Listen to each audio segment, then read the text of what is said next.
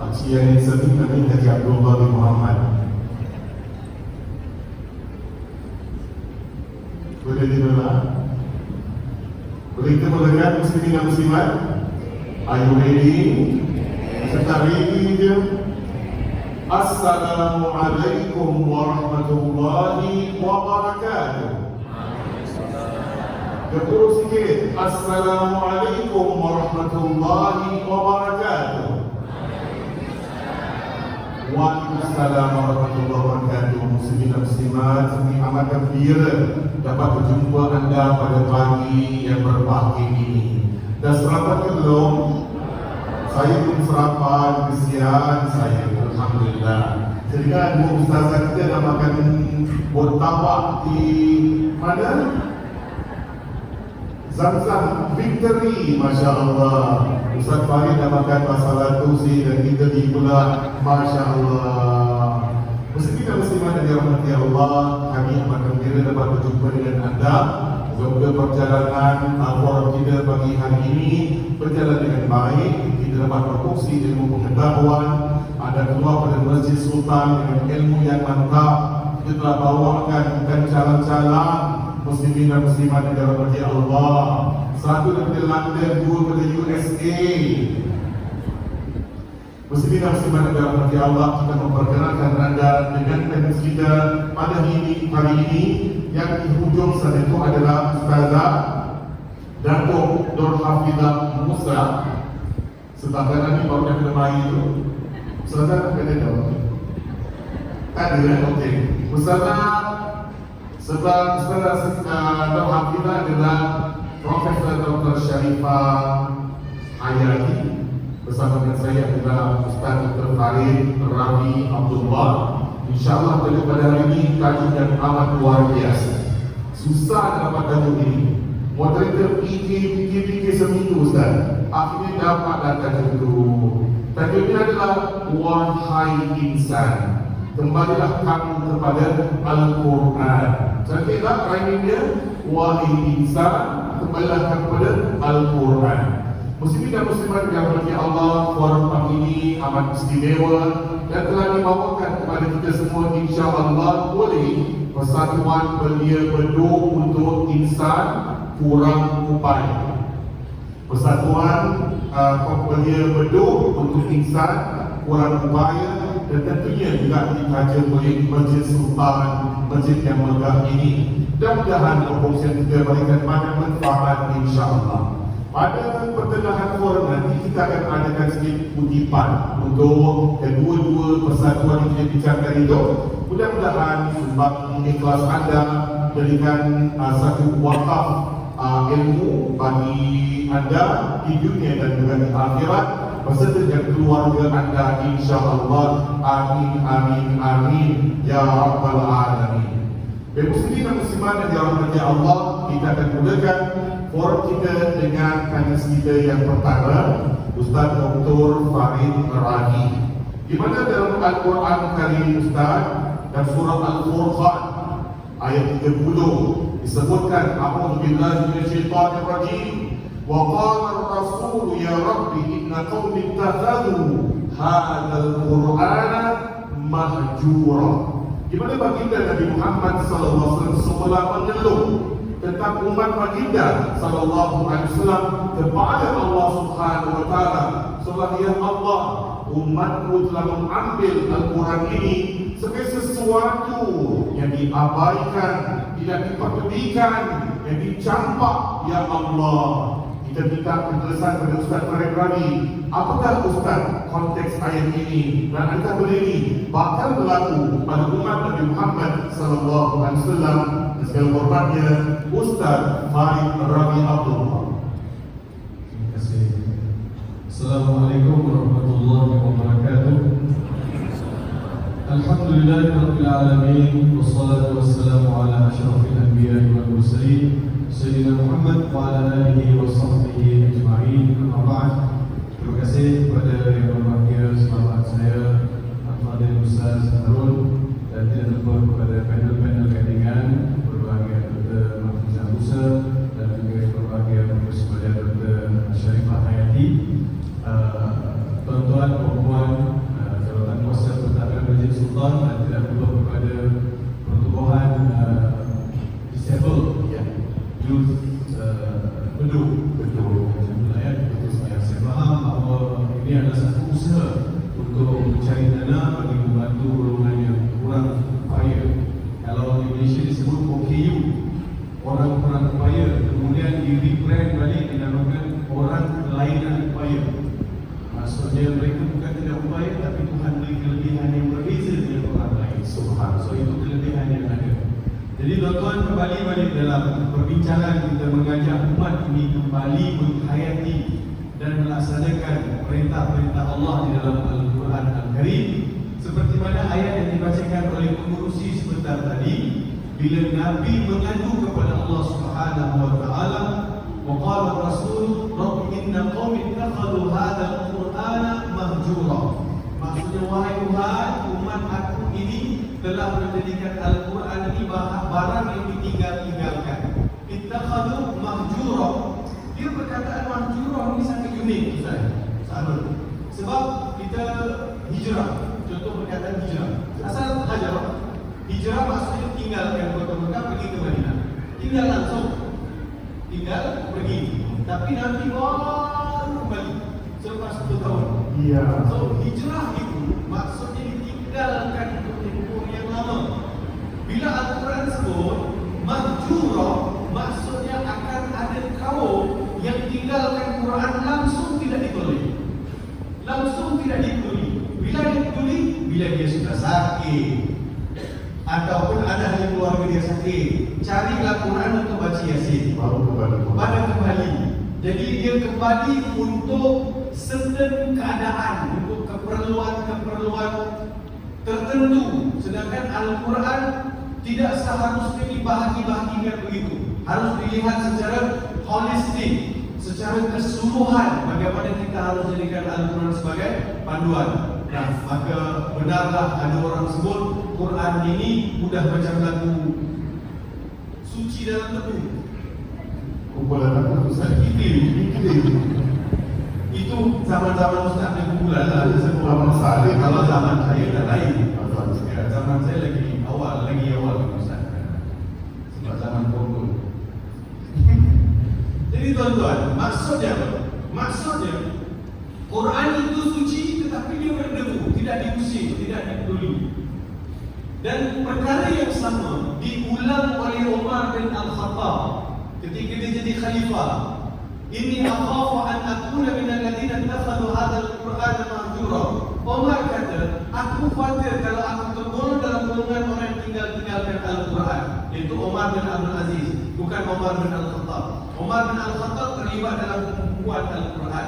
Bila Umar bin Abdul Aziz cicip kepada Umar bin Al-Khattab, Umar bin Abdul Aziz, dia kata, aku khawatir kalau aku ini tersenarai dalam golongan orang yang tinggalkan Al-Quran. Sebab pada masa itu Umar bin Abdul Aziz adalah khalifah yang memerintah sepertiga dunia. Sibuk tak sibuk? Sibuk menguruskan urusan-urusan pentadbiran, urusan-urusan yang berkaitan dengan untuk membangunkan negara. Sibuk tak? Sibuk, sangat sibuk. Tapi dalam sibuk itu, rutin kehidupan harian dia mesti baca 2 juzuk Al-Quran. Every day kita baca 2 juzuk, 2 juzuk, 2 juzuk, 2 juzuk. Kita tak payah 2 juzuk, Ustaz, 2 buku surat pun tak apa. Kalau tak dapat 2 buku surat, 2 baris pun tak apa. Kalau tak dapat 2 baris, 2 ayat pun tak apa. Kalau tak boleh juga, tak payah. Tak payah. Apa lagi tinggal? So sibuk tak Umar bin Abdul Aziz? Sibuk sepertiga dunia. Kita ni apa yang kita nak beri alasan? Sibuk ke? Apa yang kita sibuk? Kita ada masa untuk perkara lain. Bila kata Quran, sudah tidak ada masa. Kan itu satu penjelasan ataupun satu alasan yang langsung tidak boleh terima oleh manusia. Ada salafus saleh sebut, ini akhafu an yamurra alayya yawmun lam aqra fihi kitab. Aku khawatir kalau ada hari-hari yang aku lalui, aku tak baca Quran pada hari tersebut. Pernah tak siapa-siapa di antara kita bila ada hari yang dilalui, minggu yang dilalui, bulan yang dilalui, tak baca Quran, tapi dia rasa tak sempurna hari dan bulan tersebut. Kalau kita rasa nanti Ustaz saya tak ada apa-apa pun, tak ada rasa apa pun. Kalau rasa tak ada apa-apa, kita tak ada hubungan baik dengan Al-Quran. Kita tak ada hubungan baik dengan Al-Quran. Kita belum ada satu persahabatan dengan Al-Quran.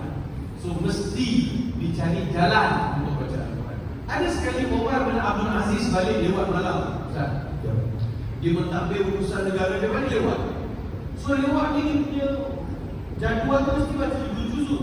Hari tersebut dia lewat balik. Bila dia lewat balik, dia ambil juga Quran. Dia baca surah Safat sampai dekat ayat 23-24 dia diam. Dia diam. Apa ayat dia? Ushurul ladzina zalamu wa azwajahum wa ma kanu ya'buduna min dunillah fahduhum ila siratil jahim waqifuhum innahum mas'ulun. Pandulah mereka serta apa-apa yang mereka sembah, serta mereka yang menolong ke arah kejahatan dan juga kezaliman. Tunjukkan mereka jalan ke neraka. Bila sudah sampai di tepi neraka, berhentikan. Jangan diumumkan dulu, berhentikan. Kerana aku mau tanya dulu, tanggungjawab yang telah aku berikan dilaksana ataupun tidak. Umar bin Abdul Aziz membaca ayat ini seperti mana dikatakan oleh Imam Qurtubi, wa huwa yaqra hataini ayataini wa huwa yukarriruhuma hatta tala'a al-fajr wa huwa yabki. Umar bin Abdul Aziz baca dua ayat ini, dia baca dia nangis, dia baca dia nangis sampai azan subuh. Sebab Umar rasa dialah orang yang ditujukan oleh ayat itu. Hari ini sudah balik. Ada beberapa bulan lepas kawan telefon saya, Ustaz, saya nak ajak Ustaz baca Yasin malam ni. Saya kata, ya malam ni bukan malam Jumaat, malam Rabu. Saya kata malam Rabu, saudara. Biasa kita baca Yasin malam Jumaat. Tak ada, saya ada hajat. Ustaz harus datang. Telefon dia lah kawan dia, pasal gila. Sebelum mulakan baca Yasin, dia kata dia ada hajat. Apa hajat? Hajat saudara nanti Ustaz. Sebelum Ustaz baca, saya dah sebut hajat saya. Apa hajat saudara? Saya tak puas hati dengan bos saya. Jadi apa kena saya ni majlis Yasin dengan bos? Tak, kita baca Yasin malam ni, kita shoot dia Ustaz. Itu awak punya masalah, awak punya bos punya awak. Okey, saya kata kita nak shoot apa? Bagi dia accident. Jangan Ustaz. Bagi dia patah kaki, jangan Ustaz. Habis mau kasih apa? Kita nak shoot apa? Bagi dia cari beres dalam. Allahu. Quran tidak diturunkan untuk mencari-carikan orang. Quran tidak diturunkan untuk dijampi sahabat. Quran diturunkan untuk mengubah manusia.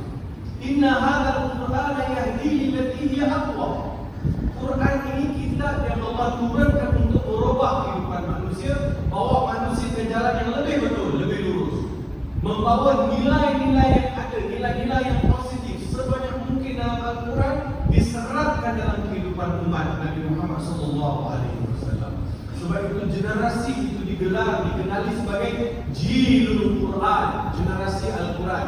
Sebab itu ada orang alim sebut, dia kata al-hayatu fi zilalil Quran ni'matun la ya'rifuha illa man laqaha. Hidup di bawah lindungan Al-Quran adalah nikmat, tidak akan dapat dirasakan nikmat tersebut melainkan orang yang pernah mencapinya. Saya sebut ni from my experience. Macam mana saya terima Islam ni setelah saya mendengar Al-Quran. Saya dengar Quran, selalu sangat saya dengar Quran. Saya rasa sebelum saya masuk Islam, sebelum saya bersyahadat, saya jatuh hati dengan Quran.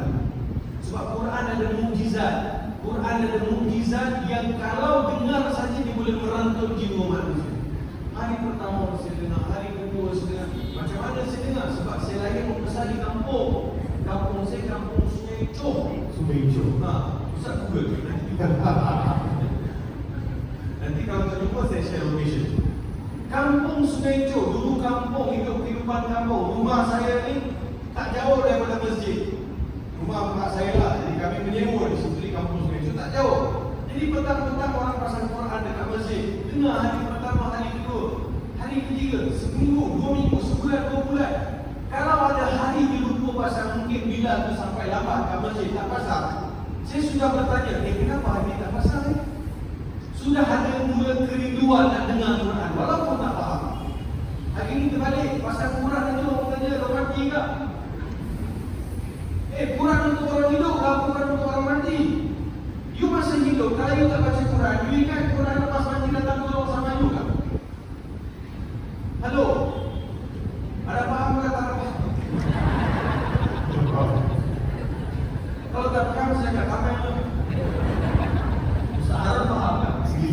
Sikit-sikit Pak. Sama je. Jadi nampak kan? Jadi masih hidup lah kita ni hidup dengan Al-Quran. Tahu tak Al-Quran terkenal kita?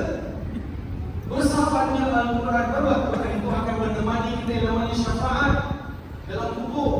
Jadi saudara, saya dengar Al-Quran sehinggalah lepas masuk Islam benda yang pertama saya buat, saya belajar Al-Quran. Bila Quran bawa dalam diri kita ni, Allah akan bawa kita lebih jauh. Al-Quran will guide you from A to Z until the end of the day. And Al-Quran will protect you in front of Allah Subhanahu wa ta'ala. Hujjatan alaina. Quran akan berhujjah untuk kita.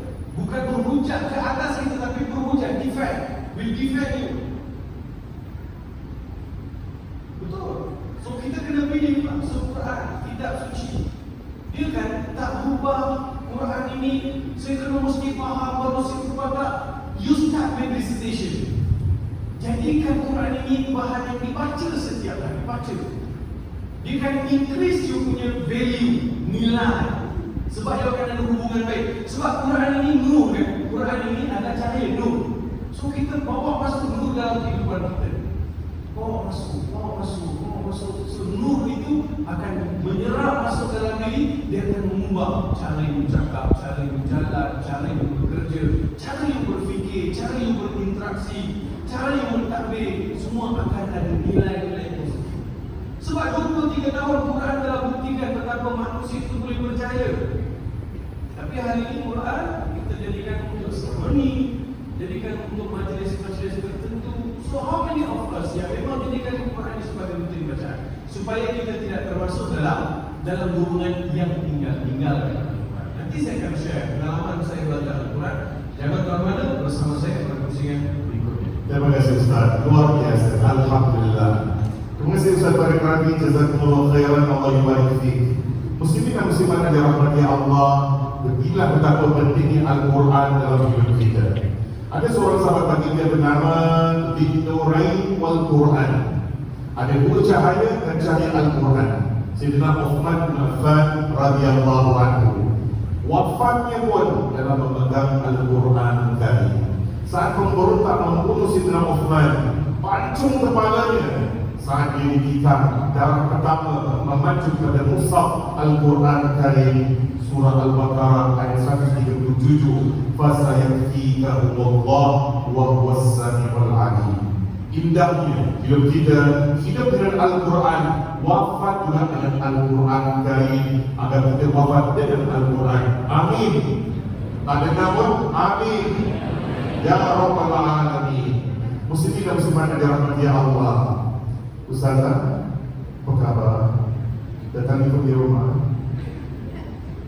Datang ikut di rumah? Baik, alhamdulillah. Muslimin dan muslimat yang dirahmati Allah. Ustazah Sharifah Hayati. Kita tadi dengar Ustaz Farid sebut Quran ada orang tinggalkan. Ada pula lagu jangan tinggalkan. Quran mesti pegang sampai di akhir ayat. Tapi Ustazah, apakah kesannya jika umat Nabi Muhammad SAW meninggalkan satu-satu mukjizat yang ditinggalkan oleh baginda Nabi Muhammad SAW, pasti dampaknya adalah amat luar biasa. Minta pencerahan Ustazah Sharifah Hayati, dipersilakan. Terima kasih banyak Ustaz Moderator, Ustaz Hasan Harun Hasan Akhtar. Bukan Mina Akhtar. Bukan Tauhid. Bukan Tauhid. Bismillahirrahmanirrahim. Bismillahirrahmanirrahim. Alhamdulillahirabbil alamin. Wassalatu wassalamu ala asyrafil anbiya'i wal mursalin wa ala alihi wa sahbihi ajma'in. Rabbi shrah li sadri wa yassir li amri wahlul 'uqdatam min lisani yafqahu qawli. Rabbi zidni 'ilman nafi'an warzuqna fahman wasi'an ya rahmatika ya arhamar rahimin. Amin ya rabbal alamin. Saya hormati ahli panel yang dengan bersama pada pagi ini, Profesor Madia dan Dr. Farid Rabi. Dan saya hormati juga Ustazah Datuk Dr. Nafisah Musa. Sudah tentu yang saya hormati adalah di jawatan kuasa Masjid Sultan semuanya, para volunteers kita, dan juga persatuan belia hadir pada pagi ini. Assalamualaikum warahmatullahi wabarakatuh. Waalaikumsalam warahmatullahi wabarakatuh. Alhamdulillah, khabar semua. Saya nak kata Zumi semua baik. Alhamdulillah, apa semua okey? Di atas sihat dan masak. Kaki okey, kaki tak NN. Semua ya, NN. Alhamdulillah. Dalam pada kita mungkin berpeluh, dalam pada mungkin kaki kita semut-semut, dalam pada mungkin pinggang kita lemah, sakit, santan semua yang dah dapat tiam tak apa. Bagus, alhamdulillah. Niatkanlah dalam hati kita ya, tuan-tuan dan puan-puan sekalian. Syukur kita pada pagi ini kita dapat mengadakan majlis ilmu, majlis kita dengan ilmu yang utama dalam kehidupan kita, iaitulah ilmu Al-Quran. Yang kita katakan Al-Quran ini bukan sekadar dibaca, tetapi menjadi gaya hidup kita. Islam itu kan kita kata cara hidup. Cara hidup itu dapat dari mana? Sumbernya adalah Al-Quran, As-Sunnah, pandangan para ulama. Itulah yang menjadikan gaya hidup kita. Alhamdulillah pagi ini mudah-mudahan kita niatkan, ya Allah, ini bukan kali pertama aku datang masjid ini. Mudah-mudahan berkaitan ilmu Al-Quran, ilmu yang kita nak belajar, niatkan hati kita, kita niatkan sampai pegang anggota-anggota kita tu. Mudah-mudahan kaki ni Allah, mudah-mudahan hati ni Allah. Kau kuatkan lagi dapat datang ke masjid ini mengimarahkan nanti saja kita dapat lagi hati yang ini connect, ya Allah, connect. Masuk situ phone internet, connect, recharge.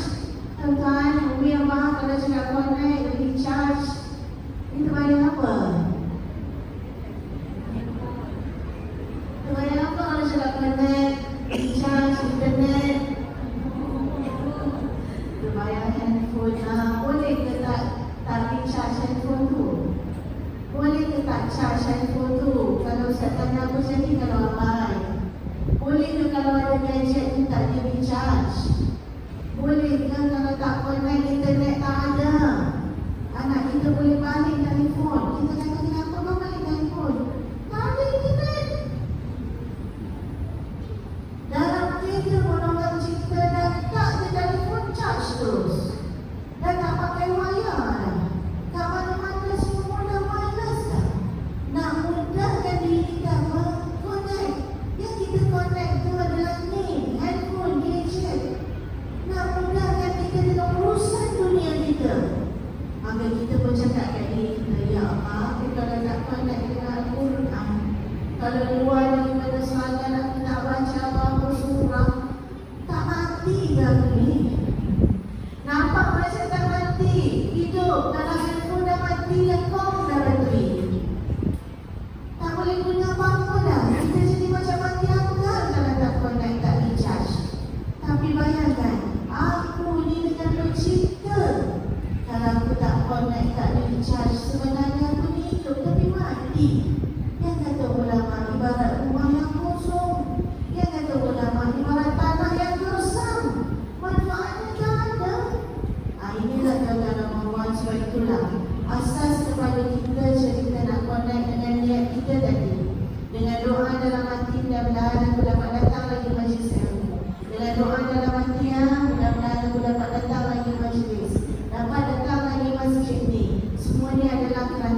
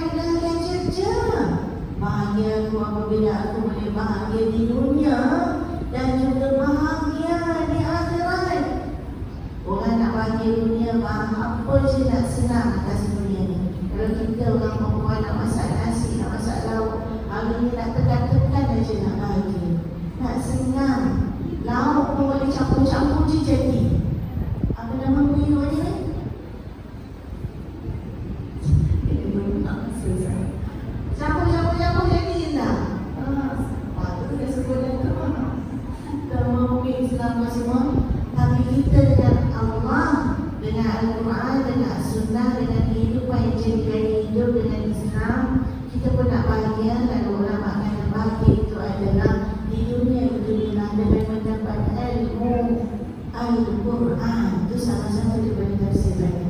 Mendapatkan as-sunnah itu bahagia di dunia, kerana itulah nanti yang akan memacu kehidupan kita. Kemudiannya beza kita ialah dengan kita doa supaya akhirat kita juga bahagia. Apa yang Abang Miss membuat pada hari ini, kita sebut Al-Quran ni ialah kerana dunia ni cuma sementara. Dunia ni cuma sekejap saja. Ibarat yang disebut oleh baginda Rasulullah SAW, dunia dan akhirat macam celup jari ke lautan. Celuplah jari ke lautan, angkatlah dia. Jari air yang tinggal pada jari itu ibarat dunia kamu. Yang tinggal di lautan itu ibarat akhirat kamu.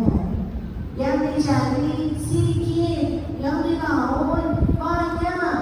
Yang dicari cepat kering, yang di laut tak kering-kering. Yang aku cerita pernah itu, pernah ini, pernah senang ni. Kalau lupa Al-Quran, nanti takut lupa akhirat. Sedang lupa akhirat itu satu kegagalan dalam hidup kita. Kerana akhirat itu adalah dunia yang kekal. Itu yang lebih banyak. Mudah-mudahan ni dalam apa pun bahaya kita buat, kita niat dan selalulah membaca. Inilah antara doa yang banyak dibaca oleh baginda Rasulullah sallallahu alaihi wasallam. Walaupun dia mengingatkan kita, kau nak dunia ke, kau nak dunia sahaja ke, kau nak dunia dan akhirat ke, bukan sekadar kau nak dunia dan akhirat, kau nak dijauhkan daripada siksa api neraka. Apa akhirnya di dalam ayat yang seterusnya, ulaika nasibun mimma katabu wallahu sari'ul hisab. Kalau kau nak dua-dua, nak lepas tiga, lepas daripada siksa api neraka, sesungguhnya orang ini akan mendapat bahagian daripada apa yang dikerjakan.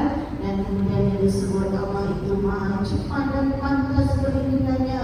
Saya kata tadi, ni kita dengan Al-Quran terawai. Masa kita bukan hidup kat sini je, kita nanti nak hidup lama kat sana. Kat sini dah nak landing 2 minit, tuan-tuan. Kapal terbang dah nak landing 2 minit dah. Kalau ikut sampai tak akan kita sampai. Kapten ramai tak dalam pesawat? Ramai, bukan seorang. Tapi kalau batas kelima mata ajar sampai 2 minit tak landing, meletup bang. Ni kata dunia ni sekelip mata, sekejap je. Yang aku tak nak tengok Al-Quran, yang aku tak nak amalkan Al-Quran, kenapa? Cakap kat sendiri, tuan-tuan. Ini dunia hanya seketika. Sebab itu antara amalan kita jangan ditinggal bagi mengucuk hati yang ganti. Bacalah surah Al-Baqarah ayat 201, 202. Ini jadi bacaan kita. Yang ini memang saya cakap Ustaz, mana-mana doa pun ditutup pasti dengan doa kepada Atina di dunia asal. Sebab kalau baca sangat imam dibaca, perut sudah berbunyi. Bila sampai pada Rabbana Atina, alhamdulillah. Katanya dan tak boleh di sini. Jadi saya pernah berhenti. Tapi jangan lupakan, kalau tak ambil dunia, tak ambil akhirat, akhirat yang lama. Allah juga sebut dalam surah Taha ayat 124. Wa man a'rada an dzikri fa inna lahu ma'isyatan dhanka wa nahsyuruhu yawmal qiyamati a'ma. Na'udzubillah min dzalik. Siapa yang tak ingat kepada Allah SWT, yang mengambil dalam hidupnya ni keseluruhannya, ya, itu yang nak keluar rumah bismillah, tawakkaltu ala Allah, yang ingatkan salat, ingatkan ngaji, ingatkan bayar zakat sampai haul cukup semua. Kalau tak nanti sempit hidupnya, dan bukan sekarang itu buta bila dibangkitkan di akhirat kelak. Yang benar-benar Imam Al-Qurtubi makna buta tu, maknanya kalau kat dunia hatinya dah tak rasa apa-apa, nanti bila dibangkit di akhirat kelak apa-apa nanti. Na'udzubillah min dzalik. Mudah-mudahan atas kenyataan Ustaz, kita tak sempit hidup di dunia, jauh sekali meraba apabila dibangkitkan di hari akhirat kelak. Mudah-mudahan menjadi peringatan, insya-Allah. Moga-moga kita akan masuk surga bersama Ustaz Farid, Ustazah dan semua umat Nabi Muhammad sallallahu alaihi wasallam. Amin ya rabbal alamin. Itulah muslimin dan muslimat sifat kesan meninggalkan kitab Allah, satu-satunya mukjizat baginda Nabi Muhammad sallallahu alaihi wasallam. Tapi sebagai umat Nabi Muhammad, kita masih beruntung kerana Quran jaga. Kita lihat bagaimana Nabi Musa alaihi salatu wasallam belum dapat Taurat lagi. Belum dapat Taurat. Hanya dapat temu janji jumpa dengan Allah Subhanahu wa taala. 30 hari sampai 40 hari. Tinggalkan umat Nabi Musa di satu lembah. Nak kena pukul muka mereka dah tinggalkan agama. Hanya Nabi Musa tinggalkan mereka 40 hari saja. Belum tinggal, dekat saja. Dia dah meninggalkan agama Nabi Musa alaihi salatu wassalam.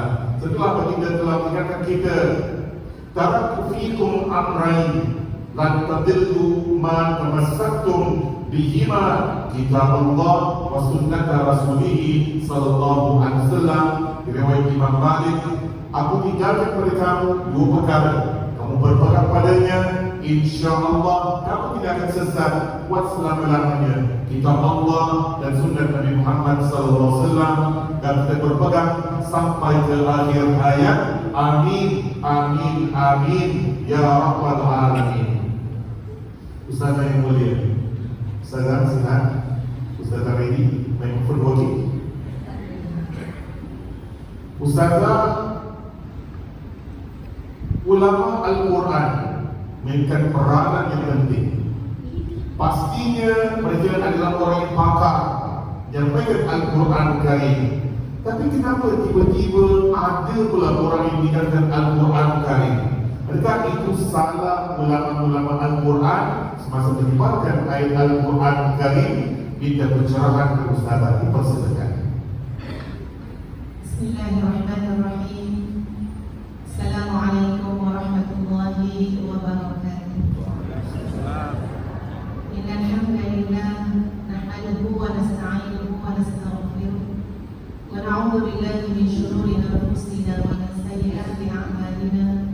May yahdihillahu fala mudilla lahu wa may yudlil fala hadiya lahu. Asyhadu an la ilaha illallah wa asyhadu anna Muhammadan 'abduhu wa rasuluh. Allahumma shalli ala sayyidina Muhammad wa ala ali sayyidina Muhammad. Alhamdulillah, terlebih dahulu terima kasih Ustaz Harun, Hasan lagi, Akhtar lagi, Masya Allah. Ya, semua nama Ustaz Harun. Yang Ustazah hormati, sahabat-sahabat panel yang berbahagia, Fadil, Ustaz Datuk Dr. Rabi bin Abdullah, yang berbahagia Profesor Dr. Sharifah Hayati, yang Ustazah hormati seluruh ahli jawatankuasa Masjid Sultan, jawatankuasa daripada pertubuhan belia Bedok, ya. Seterusnya ramai lagi rakan-rakan sendiri untuk program ini, tuan-puan sekalian. Dan yang paling Ustazah ragikan adalah ibu-ibu. Mana ibu-ibu? Kakak-kakak, adik-adik, tuan-tuan dan puan-puan yang dikasihi sekalian, Assalamualaikum warahmatullahi wabarakatuh. Masya Allah, tabarakallah. Ya, saya tak tahu berapa ramai ke atas tu sebab tak nampak yang kita tepi. Selalu Ustazah, ibu lebih, tapi kali ini pula equal. Ya, Masya Allah. Bapa-bapa ibu ramai sekali, Alhamdulillah. Saya jarang tu tak nampak. Luar biasa. Pernah macam ni, Ustaz? Luar biasa. Kita mungkin nak silakan Tok Ustaz. Tak mungkin ni sebab Ustaz Harun dan Ustaz Fadil dah kot. Ya ke? Pernah macam ni, Masya Allah. Tuan-puan, budak-budak naik rakit. Abang kakak senyum sikit, boleh? Kenapa saya suruh senyum, tuan-puan sekalian? Sebab ini tadi ada kaitan dengan apa yang Ustaz Harun katakan tentang guru Al-Quran. Ulama Al-Quran, guru Al-Quran, tuan-puan sekalian. Yang Ustazah percaya, tuan-puan sendiri ada guru-guru, tuan-puan. Betul tak? Apakah kita nak salahkan guru-guru kita? Apakah kita nak salahkan ulama-ulama silam yang menyebarkan Al-Quran?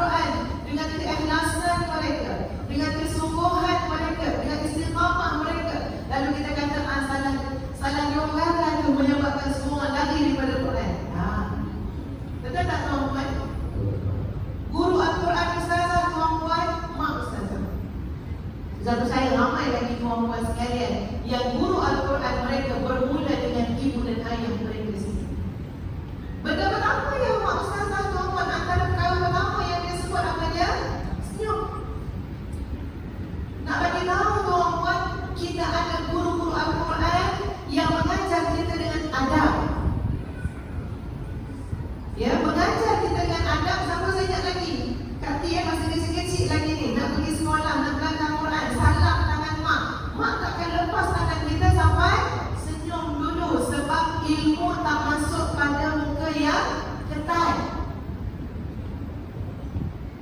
Hello? Lagu mana? Anak pergi senyum. Sebab apa betul ilmu ni tuan-tuan? Quran ni nak masuk kat mana? Fijarina, dalam hati. Hati kita kena lapang, hati kita kena terbuka.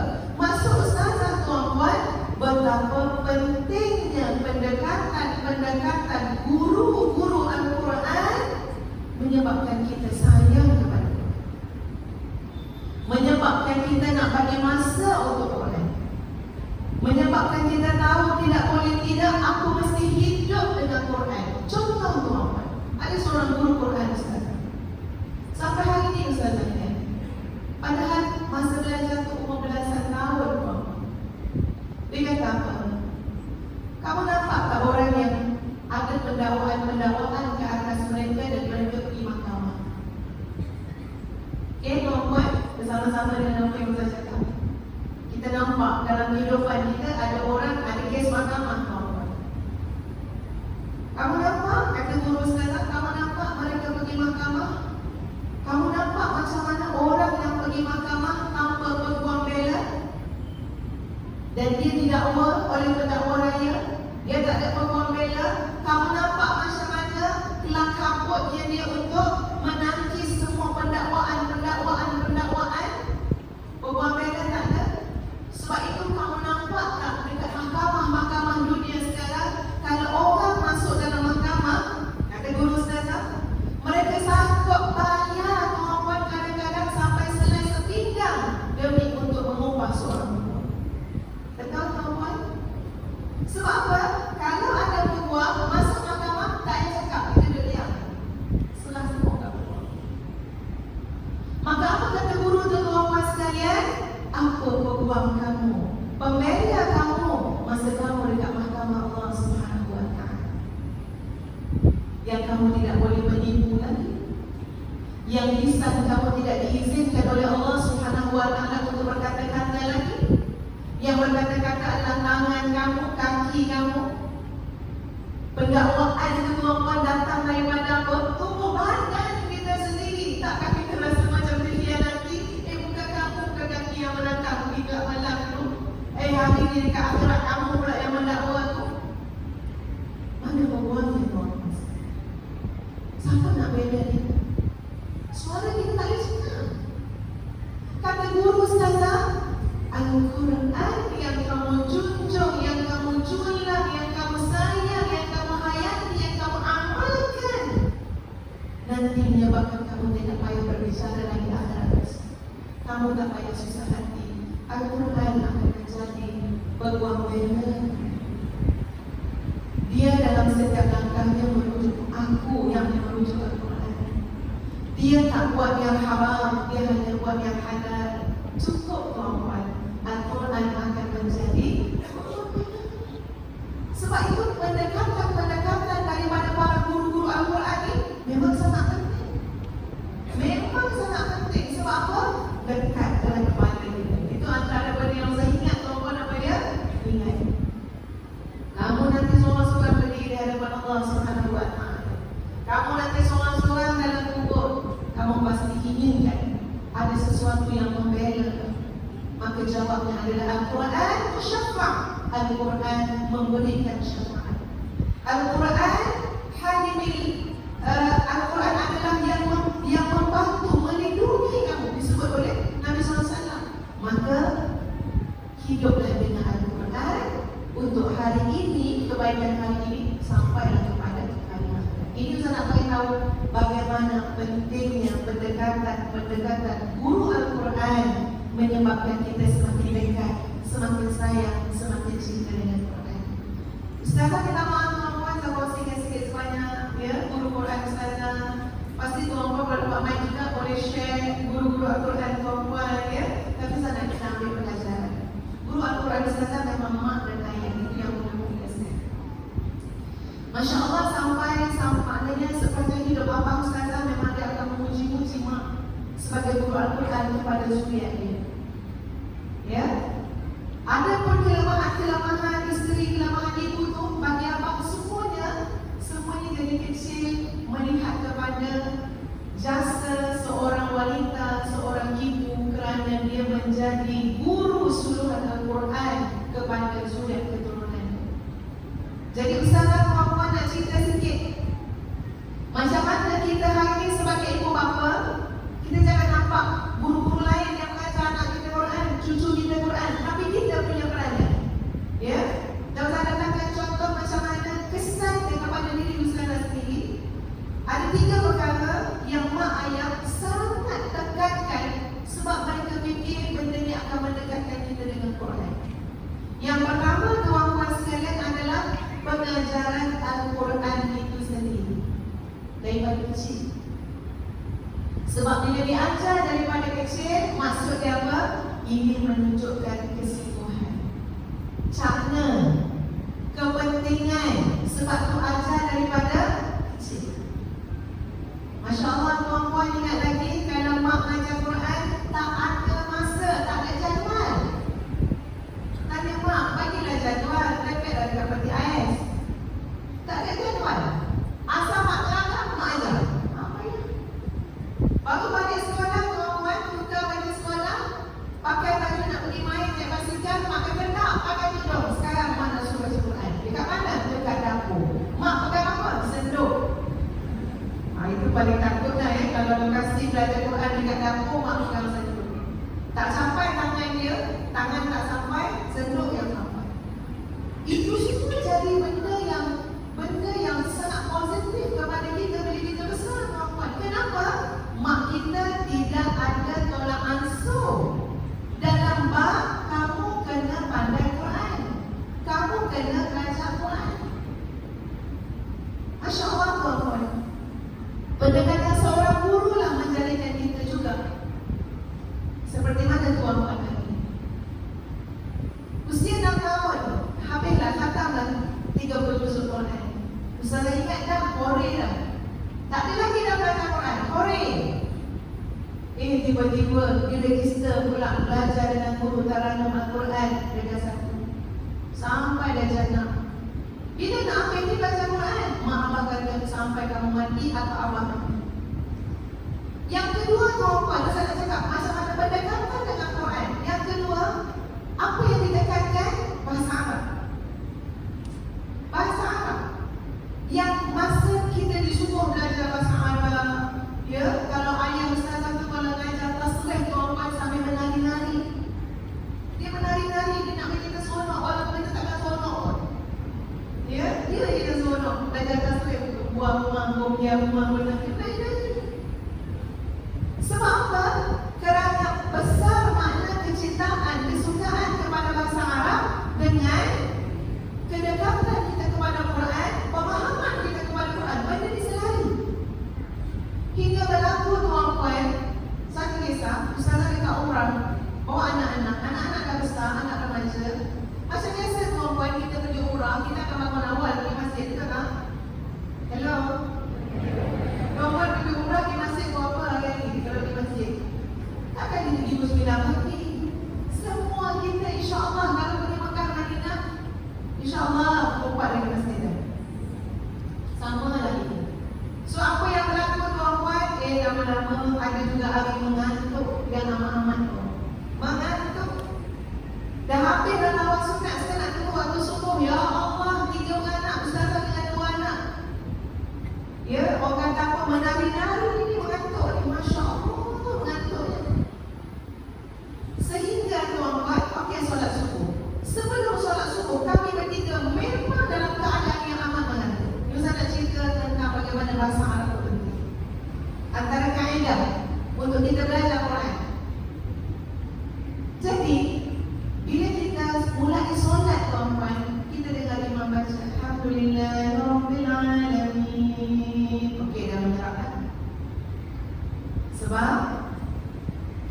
dengar, dia bersama-sama sikit sebanyak boleh faham lah tuan-tuan kan? Tuan-tuan boleh faham alhamdulillah rabbil alamin.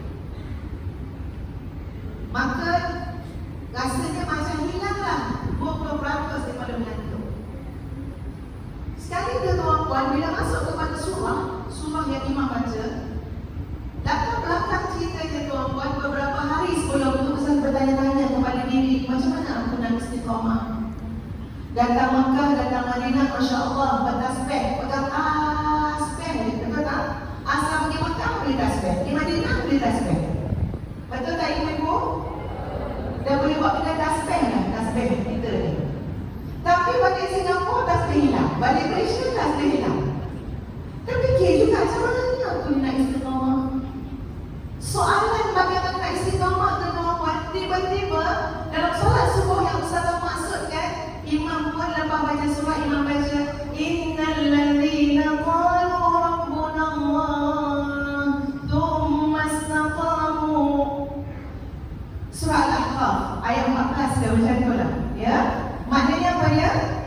Imam baca ayat yang menyebut sesungguhnya orang-orang yang mengatakan dengan yakin Rabbuna Allah, Tuhan kami adalah Allah, thumma istaqamu, kemudian dia beristiqamah, wala khaufun alaihim wala hum yahzanun, dia tak akan ada rasa takut, dia tak akan ada rasa sedih dalam hidup dia. Dan disambung lagi ayat demi ayat sampai bertemu pula dengan ayat wa wasainal insan, dan kami wasiatkan kepada anak-anak manusia supaya apa dia?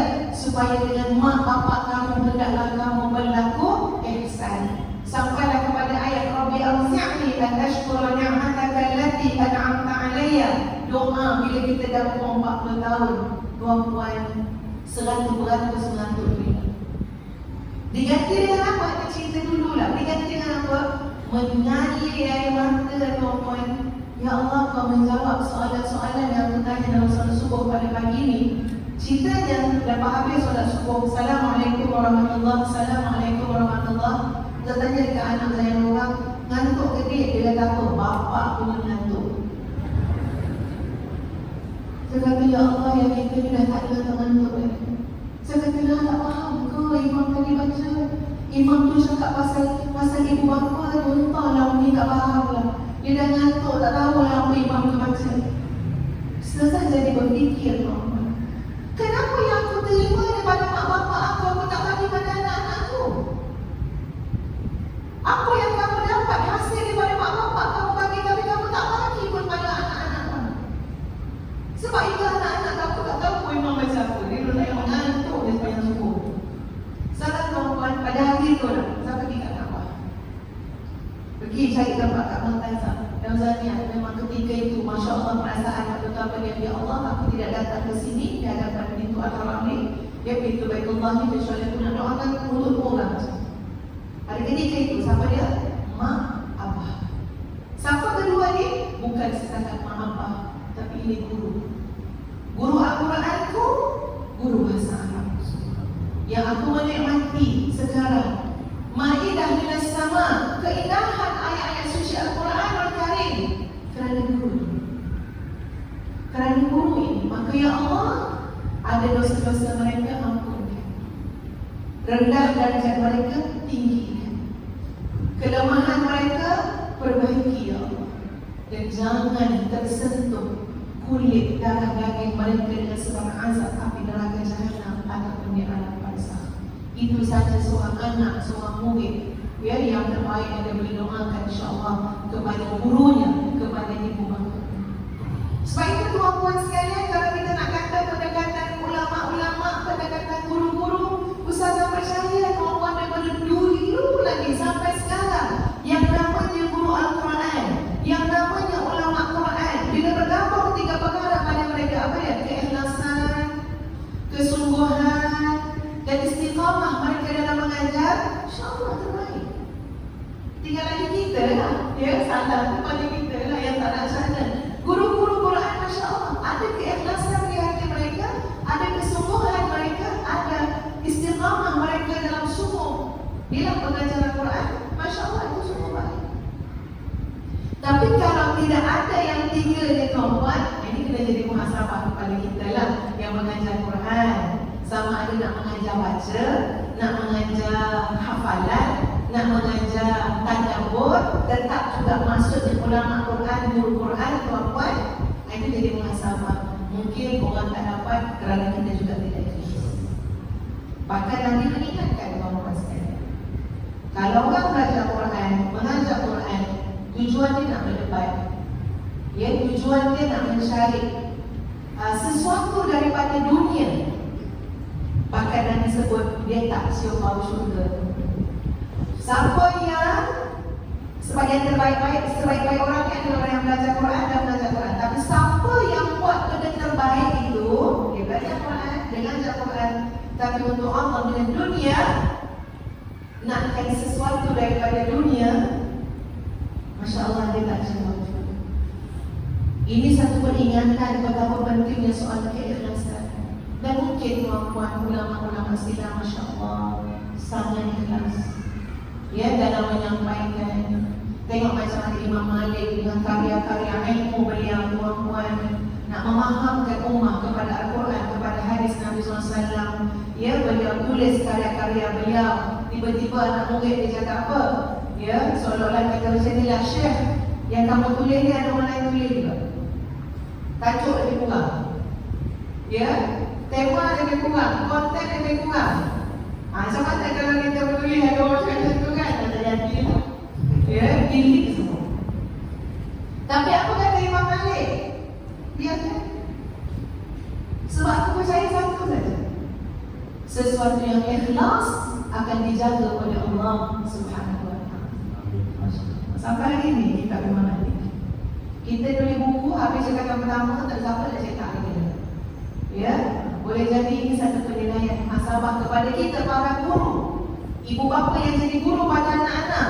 Ya, soal keikhlasan, kesungguhan dan istiqamah itu sangat penting. Kita tengok kesan dia, ya, macam mana ulama Islam kesannya kepada generasi mereka pada ketika itu. Satu lagi tuan-tuan, sebelum Ustazah akhiri, ya, mereka mengajar Al-Quran dengan menekankan soal kesucian hati. Itu sangat penting. Yang mengajar juga menjaga kesucian hati, yang belajar juga, ya, menjaga soal kesucian hati. Sebab kalau hati itu tidak bersih, tuan-tuan sekalian, itu yang menjadikan ilmu Quran itu tak dapat dihayati dengan sebaik-baiknya. Maka dibersihkan hati dia daripada maksiat dan sebagainya.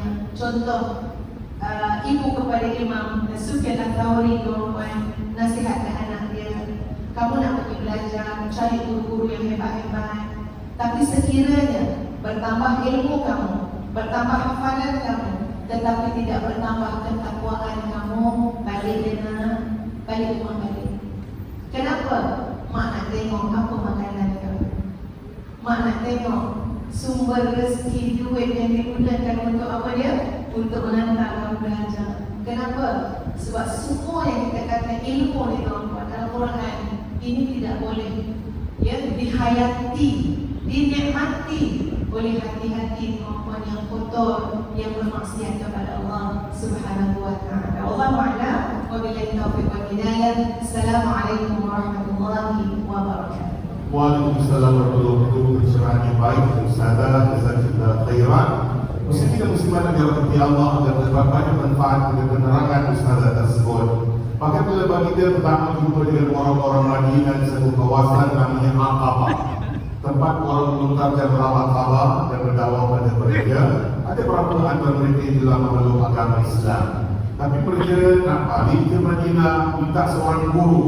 Maka baginda telah membekalkan seorang sahabat baginda sallallahu alaihi wasallam yang bergelar Muqri'ul Ummah, Mus'ab bin Umair, untuk bersama dengan mereka. Pendakwah pertama diangkat ke Madinah Al-Munawwarah. Tahun berikutnya lebih 70,000 orang telah memeluk agama Islam, sehingga telah termenterinya perjanjian Aqabah yang kedua untuk mengundang baginda sallallahu alaihi wasallam berhijrah ke Al-Madinah Al-Munawwarah. Jadi jaga guru kita baik-baik.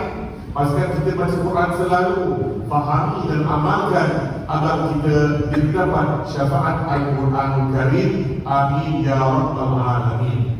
Anda pernah ke ni? Antum tak? Ini belum apa-apa ni. Musim kedua lagi berdendam nanti. Sementara itu muslimin dan muslimat yang dirahmati Allah, persatuan belia beduk untuk insan kurang upaya. Mereka banyak membantu mereka yang tidak sempurna, tapi mereka ada kesempurnaan sendiri. Sebentar lagi kami akan jalankan tabung. Anda dengan ikhlas.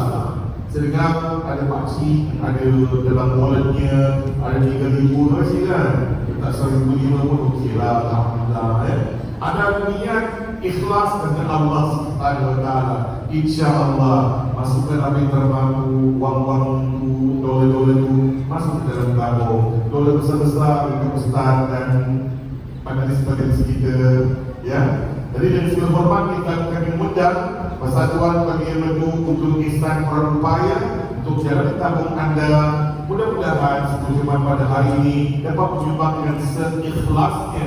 Amin ya rabbal alamin. Juga untuk dana Masjid Sultan, mudah-mudahan sumbangan anda diterima sebagai sadaqah jariyah yang berkekalan, yang bantu kita dalam alam barzakh, seterusnya bawa kita di dalam syurga Allah Subhanahu Wa Taala.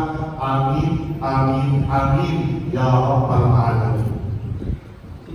Kita berikan waktu lebih kurang 1 minit, 2 minit untuk bersedia rehat sebelum kita mulakan dengan pusingan yang kedua.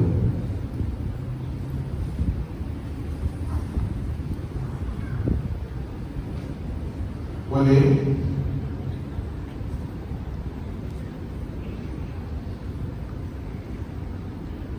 Saya lihat banyak abang-abang masih letak yang biru-biru, merah-merah, oren-oren. Alhamdulillah.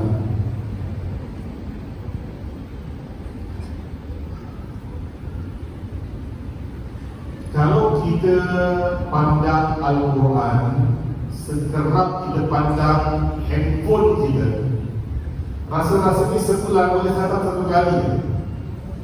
Rasa-rasanya sebulan boleh khatam 1 kali. Itu pun minimum. Sayyidina Uthman 1 malam khatam sekali 2 kali. Subhanallah. Dan saya yakin semua di sini juga dapat mencontohi Riddurin wal Quran Uthman bin Affan radhiyallahu anhu.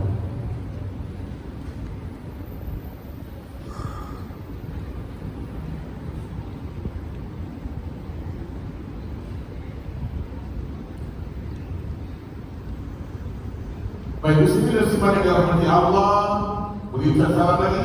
Assalamualaikum warahmatullahi wabarakatuh. Anda bersiap sedia? Ini adalah pusingan kedua, lebih keempat, lebih berletuk. Baik, kita kenal ada seorang insan yang amat rapat dengan baginda sallallahu alaihi wasallam. Dia ada baginda sejak usia 10 tahun. Abu Talib bin Abdul Muttalib, paman baginda sallallahu alaihi wasallam. Jaga baginda, maka baginda di kuarantin pun, turut serta dalam kuarantin. Meskipun dia bukan orang Islam, segelorong Nabi Syekh di Abi Talib. Sayang Nabi, tapi malam yang muslim dan muslimat yang dirahmati Allah, dia pun dengar Al-Quran Karim, tidak dapat hidayah dari Allah Subhanahu Wa Taala. Seorang insan yang telah diputuskan di Darul Nadwa, kamu membunuh Muhammad. Ya, saya siap. Umar bin Khattab radhiyallahu anhu first time dengar surah Taha telah beriman kepada Allah Subhanahu Wa Taala. Kedua-duanya biasa dengar Al-Quran Karim, satu Muslim, satu tidak Muslim. Ustaz Farid Radi, Ustaz expert dalam Al-Quran Karim, tidak dengar jawapan pakar dari Ustaz Farid Radi. Apa beza antara kedua Ustaz? Dan segala hormatnya dipersilakan.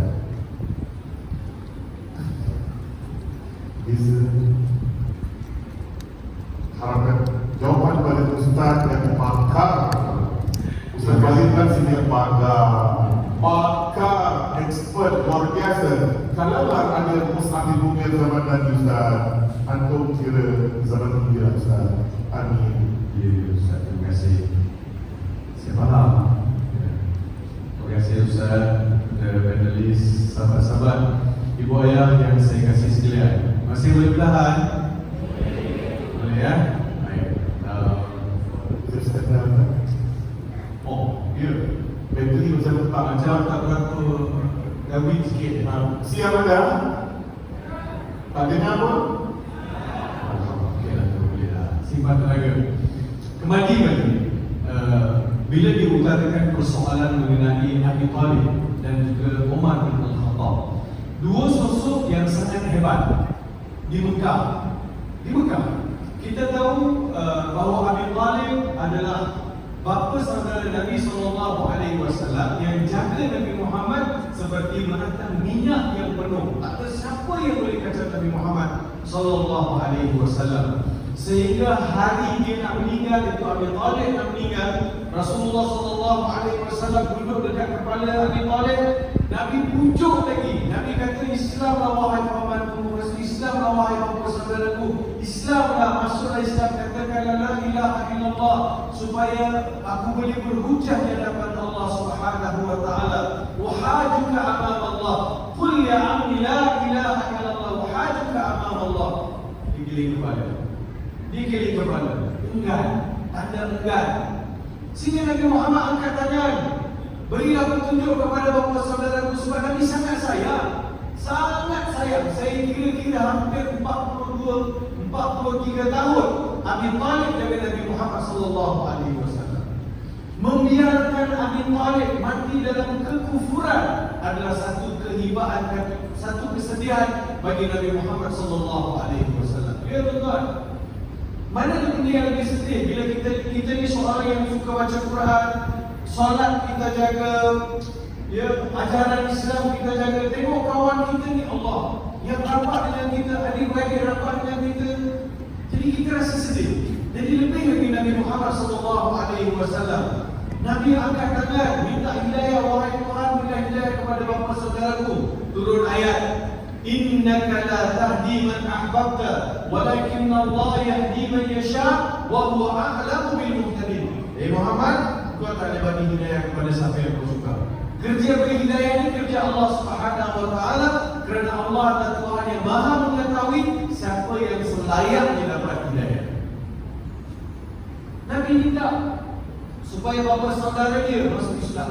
Minta, Allah kata no. Maksudnya Allah lebih mengetahui bahawa Abi Talib itu tidak akan memilih Islam sebagai ajaran, sebagai panduan hidup dia. Sedangkan Abi Talib adalah orang yang paling Nabi sayang. Tapi itu adalah ketetapan Allah.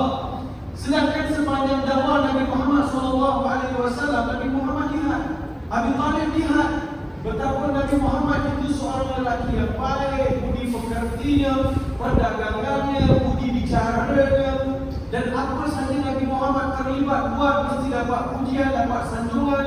Anak buah ini dia tahu bukan seorang yang berdusta. Wahyu yang disampaikan adalah benar, tapi dia tak beriman. Sebab dia rasa kebangsawanan dia dan juga mengekalkan dia sebagai seorang yang kekal dengan agama nenek moyang itu adalah pilihan bagi diri dia. Tapi tuan-tuan, bila saya baca sejarah dalam Al-Quran ini, bila baca sejarah, bila penduduk Mekah ni jadikan dia punya tagline bahawa kami atas agama nenek moyang, kita nak tanya balik nenek moyang yang mana satu? Sebab orang Arab Quraisy, mereka tidak terpisah daripada Nabi Allah Ibrahim dan Nabi Allah Ismail. Kalau dia kata nenek moyang, mesti merujuk pada Nabi Allah Ismail, mesti merujuk kepada Nabi Allah Ibrahim alaihissalam. Itulah nenek moyang. Kalau memilih nenek moyang yang sudah terpesong, itu bukan Nabi. So bila dikembalikan balik penduduk Mekah ni, nenek moyang yang mana satu? Sebab itu Mekah ni, orang Arab Quraisy, walaupun mereka tak beragama Islam, bila dia tengok Kaabah, Kaabah tu apa signifikan dia? Kaabah itu membahasakan apa? Kaabah itu beritahu ini adalah kota yang dibina oleh Nabi Allah Ibrahim alaihissalam dan dibina oleh Nabi Allah Ismail alaihissalam. Kota ini telah disucikan oleh Nabi Allah Ibrahim alaihissalam. litahhira baiti lit-taifin wal-'akifin wal-ruk'i sujud. Bumi Mekah ada bumi tauhid. Jadi bukannya orang Arab Quraisy tak tahu. Tapi kalau kita tanya kenapa Allah sembah lagi perkara selain Allah, liqarribuna ila Allah zulfa. Ataupun ini adalah agama nenek moyang, ala millati abaina wa ajdadina.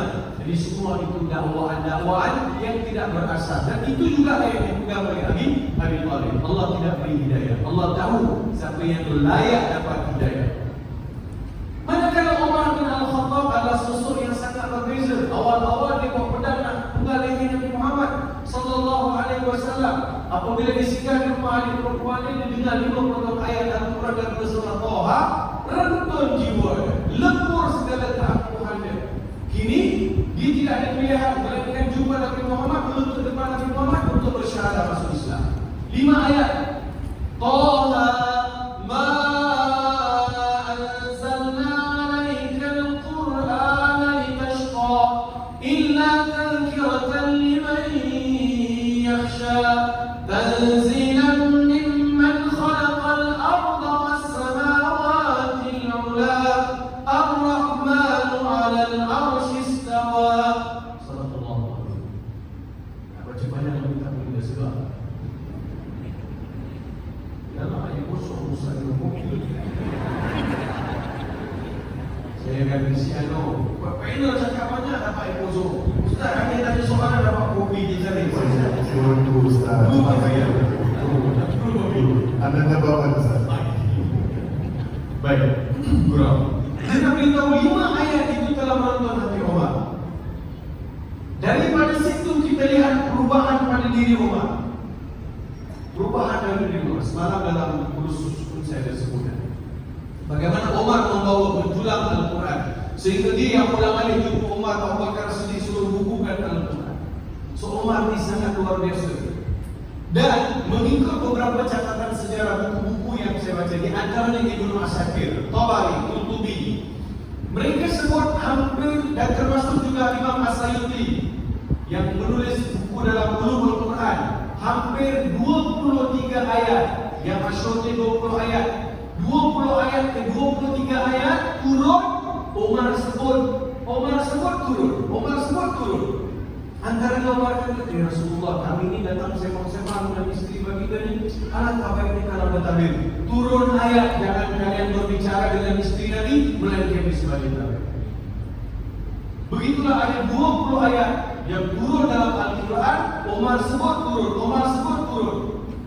Sehingga ada riwayat yang sahih sebut baginda Rasulullah sallallahu alaihi wasallam beritahu, wahai Umar, sekiranya ada seorang nabi selepas aku, engkau orangnya. Sebab Umar sangat dekat dengan wahyu.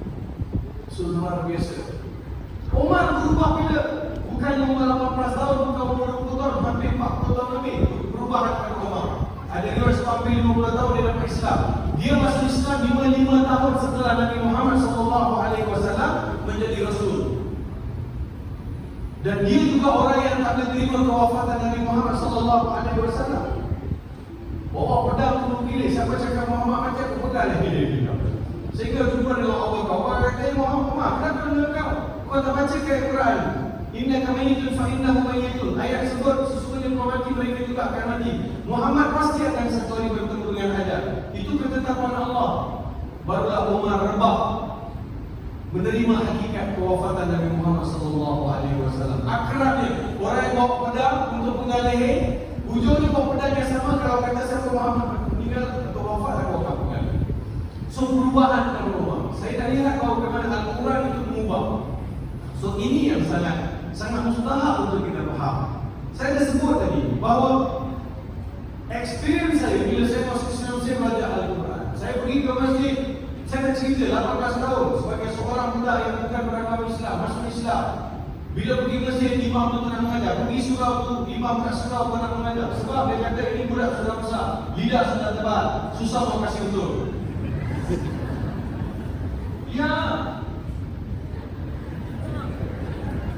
Baik Ustaz, apa yang ini? Dia tak mau ajar. Jumpa imam, kata saya, sebab dia kata saya imam boleh Baca boleh tapi mengajar tak boleh. Pergi ke imam, ada seorang lagi ustaz yang mengajar kelas mengaji. Saya kamu alam.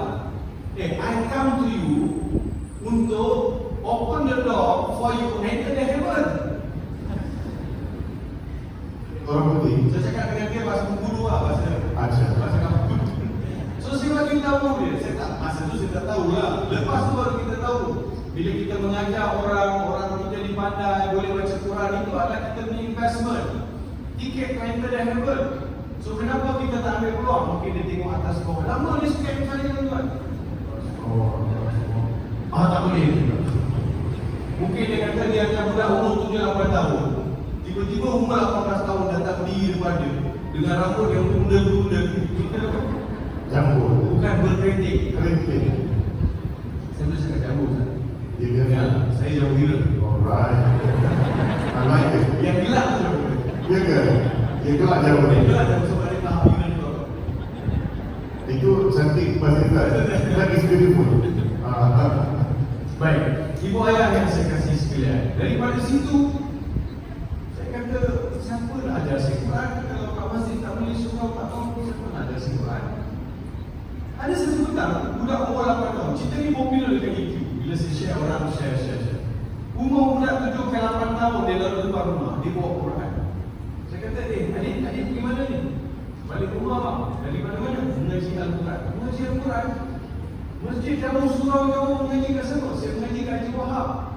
Haji Wahab ada mengaji ke? Ada dia. Tapi saya tak nak dia urus Haji Wahab. Saya akan pergi sibuk kaji dia. Jadi saya tak apa. Saya kata, adik dah banyak tak baca? Nak habis dah bang? Dia kata, wah, nak habis dah. Dia jam. Dia bang, abang Nabi tak tahu rezeki apa dia? Apa dia bang? Ajar abang mengaji? Ha? Dia tengok macam ni kata abang dah besar macam tak pandai baca Quran ke? Weh, saya nampak budak tu kecil je. Alhamdulillah. Abang kecil nampak kecil. Abang dah besar macam tak pandai baca Quran. Betul dia, abang tak pandai baca Quran. Abang umur masuk Islam, abang nak baca Quran. Masa tu dekat kampung dah tahu lah saya masuk Islam. Jadi mak dia mesti tahu dia. Tolong adik, nanti abang saya tanya mak saya dulu. Dia tanya mak dia, besok saya tunggu dengan penuh harapan. Semoga dapat jawapan yang positif. Tetapi Jangan mana-mana bersama saya pada orang tua. 2 tahun kita. Tunggu budak tu datang. Dia kata, bang, mak saya kata okey boleh. Tapi abang tak boleh baca Quran teruslah sebab abang baru nak belajar kan, abang kena belajar menghadap. Dia pun ada level lah. Dia kata belajar menghadap. Saya kata menghadap balik. Beli menghadap belajar. Belajar. Dia ajar. Cuma yang sedih je kadang-kadang Ustaz. Tun. Nampak teku saya semua macam Ya Allah. Ustaz, dia budak lagi, jadi tapi dia nak mengajar. Saya kata jangan tengok pada hingus tu. Tengoklah pada apa yang dia ada. Ya. Tuan-tuan, di kelas mengajar without miss. Jumaat, Isnin ke Jumaat, Sabtu Ahad cuti, dia nak main bola. Dia sacrifice petang untuk nak main bola untuk mengajar saya Quran. Saya 3 bulan, dia mengajar saya setengah jam. Ini saya nak bagi kaedah.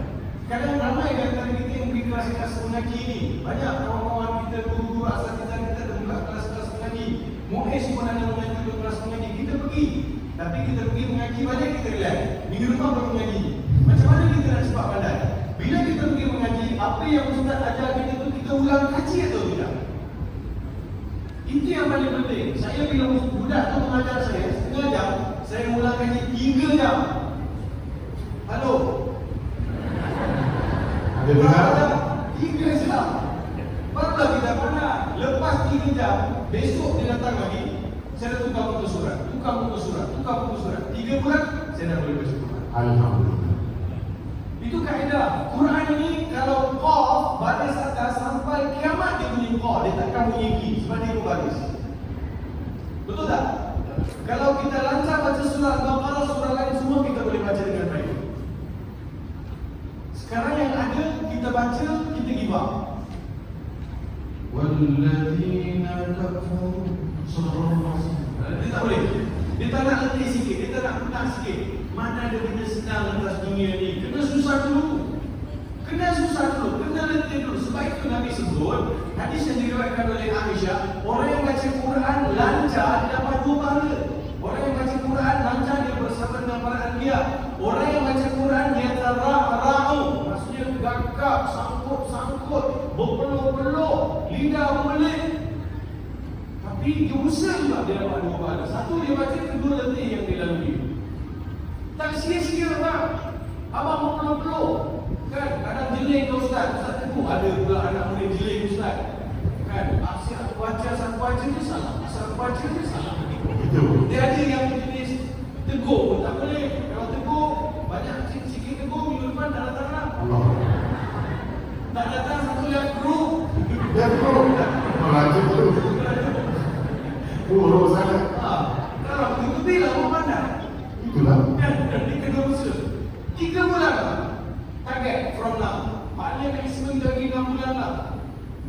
No point 6 tahun pergi ulang lagi sekolah. Bang, saya beritahu 3 tahun lepas tu abang akan layak buka kelas lagi. That is how the system is work. Kalau abang nak mengaji, saya alhamdulillah Ustaz, saya mengaji Ustaz cakap lagi dah betul 15 tahun. 15 tahun mengaji, sepatutnya 15 tahun dah jadi juri hakim tilawah. Champion dapat tu. So 5 tahun kita bagi, 3 tahun ke 5 tahun lepas tu kita dah pandai, kita buka kelas pula. Ajarlah kawan-kawan, group, small group. Kita dah pandai baca, kita tahu kawan-kawan kita dan orang yang masih lagi belakang-belakang. Jumlah satu petang ke, satu malam ke, lepas-lepas kita duduk baca seorang satu muka surat. Jadi macam tu je. Ini insyaAllah benda tu akan jadi minat. Pertama sekali, kena ada kemauan. Lepas belajar Al-Quran, saya ingatkan dah selesai dah boleh baca kan? Taklah, error masa tu baru 3 bulan. Baca pun Innal ladhina kafaru sawa'un alaihim a'anzartahum am lam tunzirhum la yu'minun. 3 bulan masuk Islam. Baca macam tu, okey ke tak? Okey sangat. Okey sangat. Okey sangat. 3 bulan. Sebab ada yang 30 tahun dah. Yang baca tu tak ada. Di sini atau di Burkina Faso. Burkina Faso. Jauh orang Burkina Faso. Bukan sini tempat dia. Jadi mereka baca.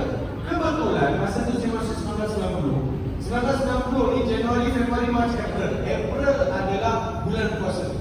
Dah 3 bulan saya dah boleh baca Quran barang-barang. April bulan puasa pergi solat. Siang puasa malam pergi tarawih ke masjid.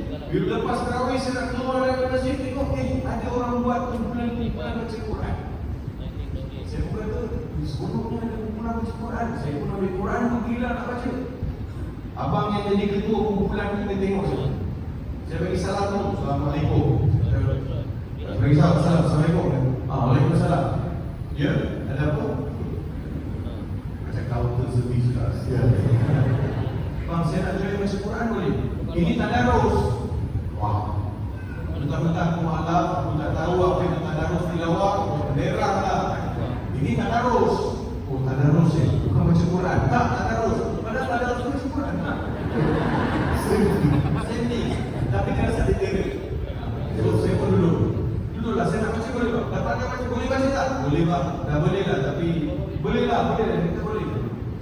Baca sampai terus. Sampai turn saya baca. Ini pertama kali baca di Padua.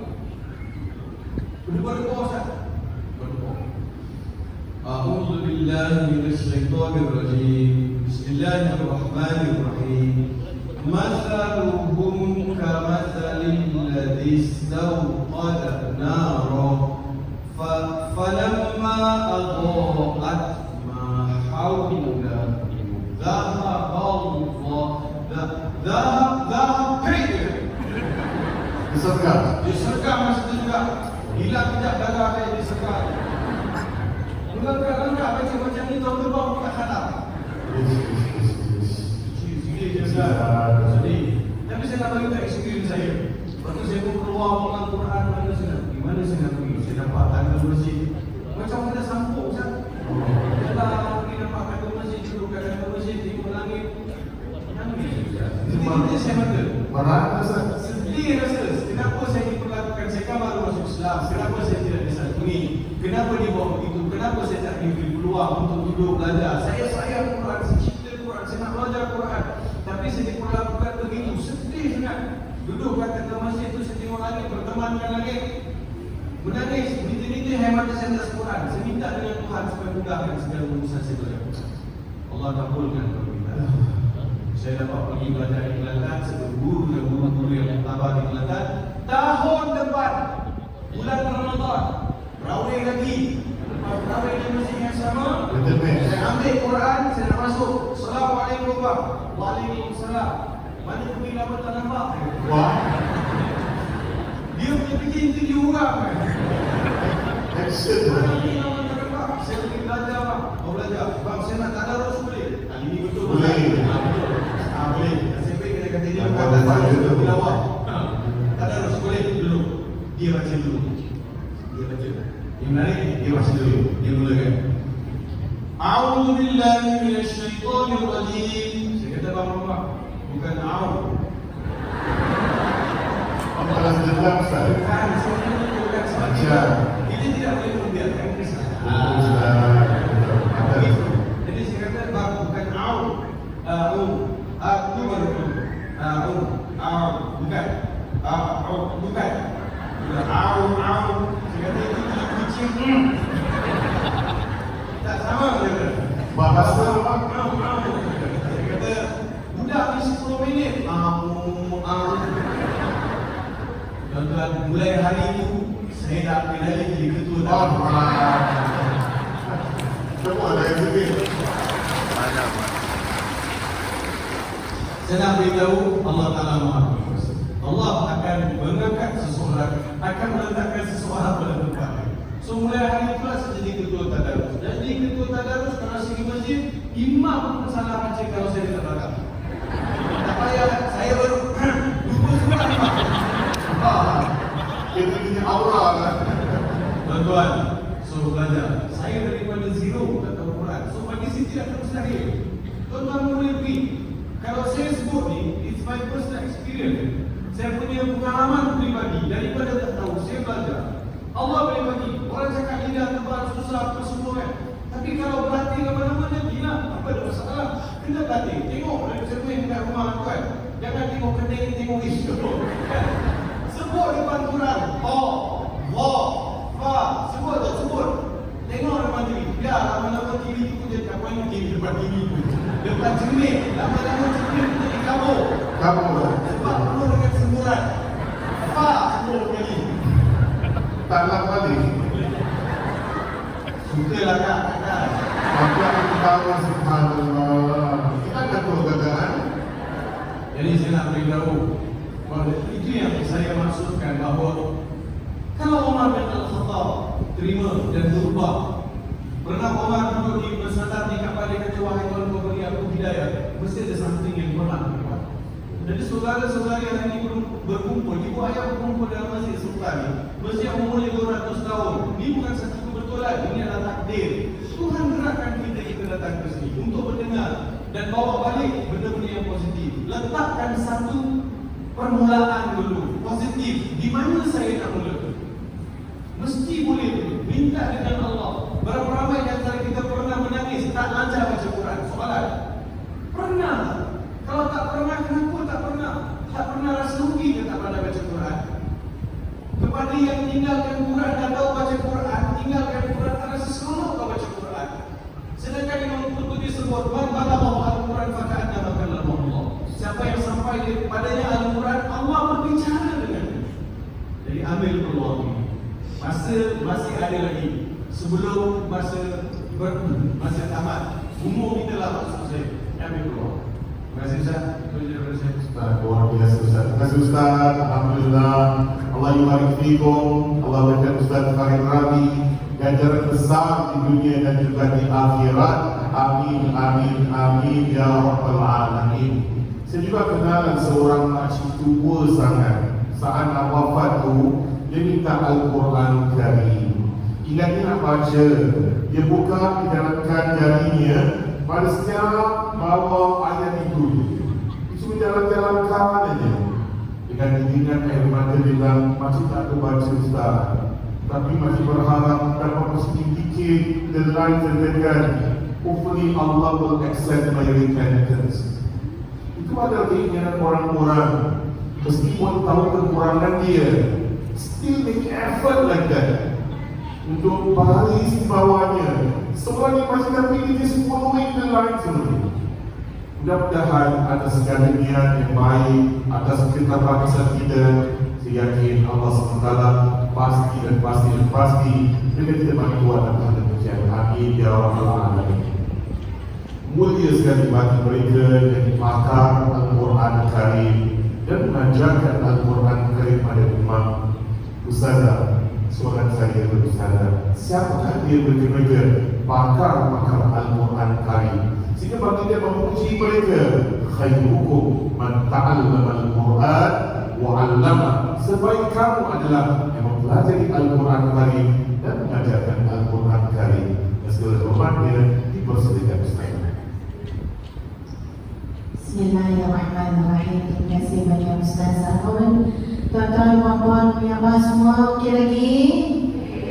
Alhamdulillah, tak payah elok-elok semua okey, alhamdulillah. Terinspirasi dah dengan cerita Ustaz Farid tadi. Terinspirasi dah. Alhamdulillah, kata Allah SWT bagi kita hidayah, mendatangkan dalam hati kita, membentuk hati-hati kita untuk cinta kepada Al-Quran, walau ia tak yang disebutkan oleh Dr.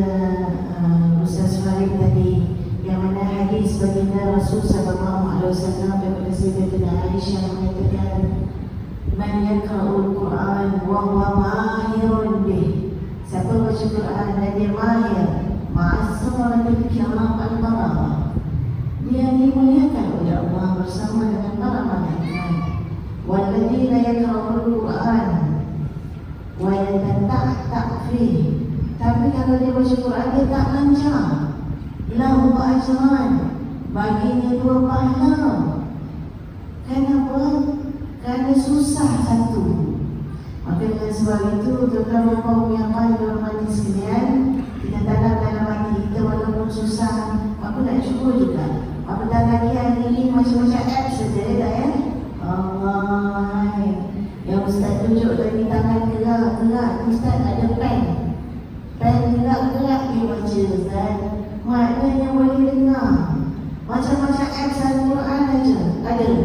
Boleh dengar kat telinga untuk kita membetulkan bacaan kita, tetapi mestilah juga bersama orang yang mahir, orang yang benar-benar tahu ilmu ulumul Quran, tahu kalau nak belajar Quran. Saya tak mahir dengan ramai orang yang mahir ni, yang boleh ajar kita. Hujung bacaan sekali, sabah kira sabah, macam-macam dengan tajwidnya yang hebat, masya-Allah. Tuan-tuan dan puan sekalian, jangan lupa, walaupun Umi Abang misalnya taklah lancar, tak adalah juga mahir, kerana mahir itu adalah orang yang tahu, yang ada ilmu dengan bidang itu. Yang disebut di dalam Al-Quran, Allah mengingatkan kepada kita surah An-Nahl, fas'alu ahla dzikri in kuntum la ta'lamun. Tanya dengan ahli dzikr. Ahli dzikr ini menurut Ibnu Athaillah dan menurut Imam Al-Qurtubi adalah orang yang mahir dalam ilmunya, pakar dalam ilmunya. Pun begitu pakar ni, kita nak kata pakar Muhammad Ustaz. Kerana sahabat Nabi sallallahu alaihi wasallam tu yang namanya Ubay bin Ka'ab, yang digelar sebagai Sayyidul Qurra, juara Al-Quran. Nabi SAW tanya dengan dia, Ubay, bahasa mudah Ubay apa yang baik dalam Al-Quran? Dia dah digelar Sayyidul Qurra, pakar apa lagi katanya ya.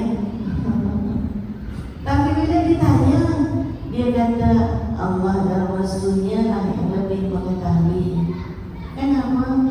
Dunia ini ilmunya luas, seluas lautan itu pun kalau nak dijadikan tinta, kata Allah dalam surah Al-Kahfi, kau nak tulis ayat-ayat Allah SWT, ilmu-ilmu yang lain daripada Al-Quran yang bercampur dengan macam-macam ilmu itu لنا من البحر قبل أن تنفذ كلمات ربي ولو جئنا بمثله مددا. Habis lautan tertulis pun tak cukup.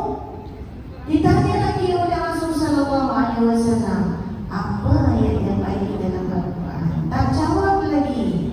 Tanya lagi, barulah dia sebut. Tu yang punya pasal baca, cuma tak ingat aja surah apa kadang-kadang. Kita panggil ayatul kursi. Surah Al-Baqarah ayat 25. Itu bagus. Kenapa? Kerana dia ayat akidah, ayat pegangan Tuhan Yang Maha Esa. Masya Allah. Jadi dalam Rasulullah SAW nak belajar lah. Oh, di masjid-masjid ada, MUIS ada, Asatizah ada, masing-masing ada kebakarannya. Tapi jangan lupa, tadi guru pertama kita, bila Ustazah cerita mak Ustazah, ayah Ustazah, ya Allah, terus terhenti teringat mak kita kan? Terus saya lagi. Mak kita, mak saya bukan ahli Quran pandai baca, tidak. Pakar tidak. Macam kita kan anak kita.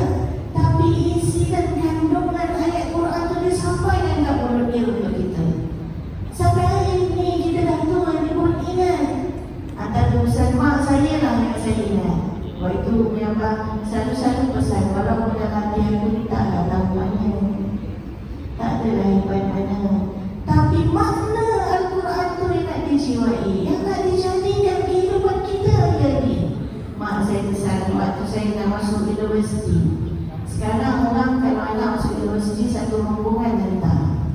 Atuk nenek kalau boleh beritahu jauh-jauh pun datang. Bawa beg macam itu murah. Zaman kita beg tarik pun tak ada lagi. Zaman PSP tak ada beg tarik pun lagi. Bawa beg bulan. Tapi mak pun tak berhantar. Pasal mak nak jaga adik. Abang pula mata dan tak nampak. Jarak rumah saya dengan abang saya jauh pak. 30 tahun. Jadi abang dah tak boleh memandu lagi dah. Mak kata ni tak boleh hantar. Dia pergilah naik bas. Naik bas. Bas berhenti dekat pertama kompleks kecil. Itulah tempat nak tunggu bas UM. Dia susun bas kat situ. Port dia mana-mana datang, turun situ di bas UM ambil. Tapi mak saya pesan, kau nampak je pintu gerbang Universiti Melayu tu, jangan lupa baca Al-Fatihah. Ayat Quran dah tu lah. Tak sah salat kalau tak baca. Ingati, nampak pintu gerbang, tidak dapat masuk universiti, jangan lupa baca Al-Fatihah. Masa tu umur berapa tahun? 20 lepas STP saya masuk. Bukan tahu apa-apa, ingat gitu je. Bila kita mendalami ilmu agama, kita jumpa hadis yang mengatakan sebaik-baik doa adalah Al-Fatihah. Maka dengan sebab itu, jangan kata kita tak bakar, kita tak sampaikan pada anak-anak kita. Begitu juga ayah saya. Apa-apa sama, bang, bukan nak cerita apa, nak cerita supaya nanti balik kita ceritalah ke anak kita.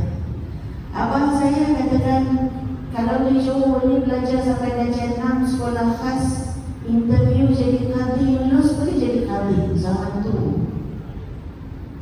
Ada sejak kadhi tapi tak jadi kadhi, jadi civil servant. Dan tua, usianya mata pun dah tak nampak dah. Dia kerana jarak umur dah dia kata. Tapi abang kita cakap dengan kita bahasa yang mengandungi benda dalam apa yang diajar oleh Allah dalam Al-Quran, diajar oleh agama kita, oleh baginda Nabi SAW. Dia kata satu kata aja, are you okay? Bukan nama Zai. Dia sudah tanya khabar, tapi dia tanya khabar cuma putih. Are you okay? Jawapannya okay lah ni. Tapi dia betul kan? Dia kata okay, nampak mana? Nah, dia kata, what do you mean by okay? Okay mesti ada 4 D, dia kata. Mesti ada 4 benda kalau dia kata dia okey. Apa yang okey 4 tu? Dia kata physically fit, dia okey 1.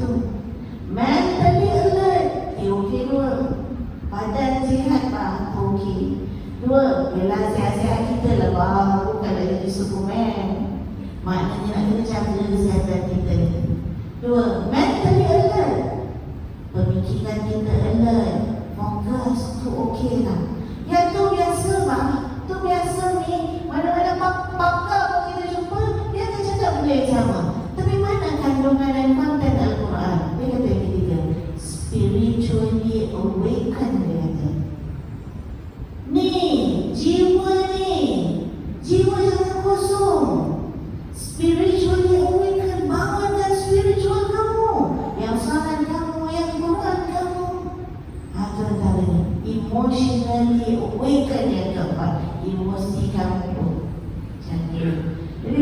perempuan sekalian, syukur alhamdulillah apapun keadaan kita hormat semua orang yang pakar dalam bidang-bidang mereka.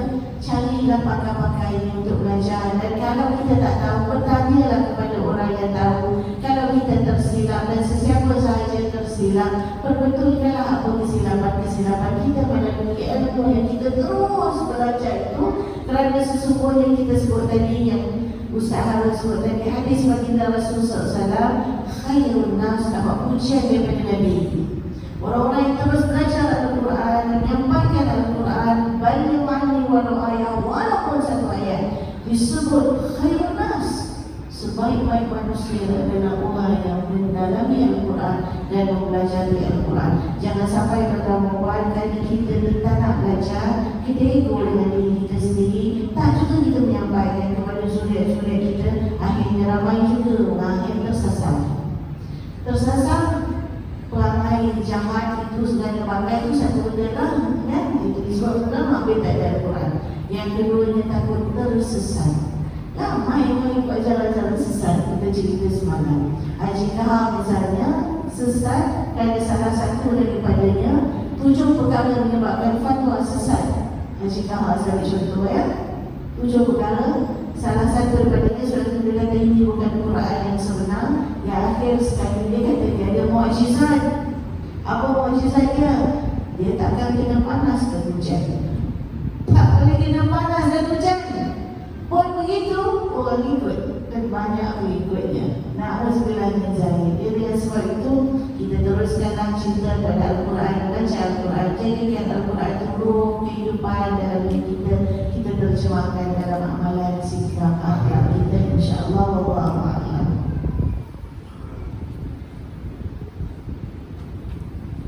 Muslimin dan muslimat yang dirahmati Allah,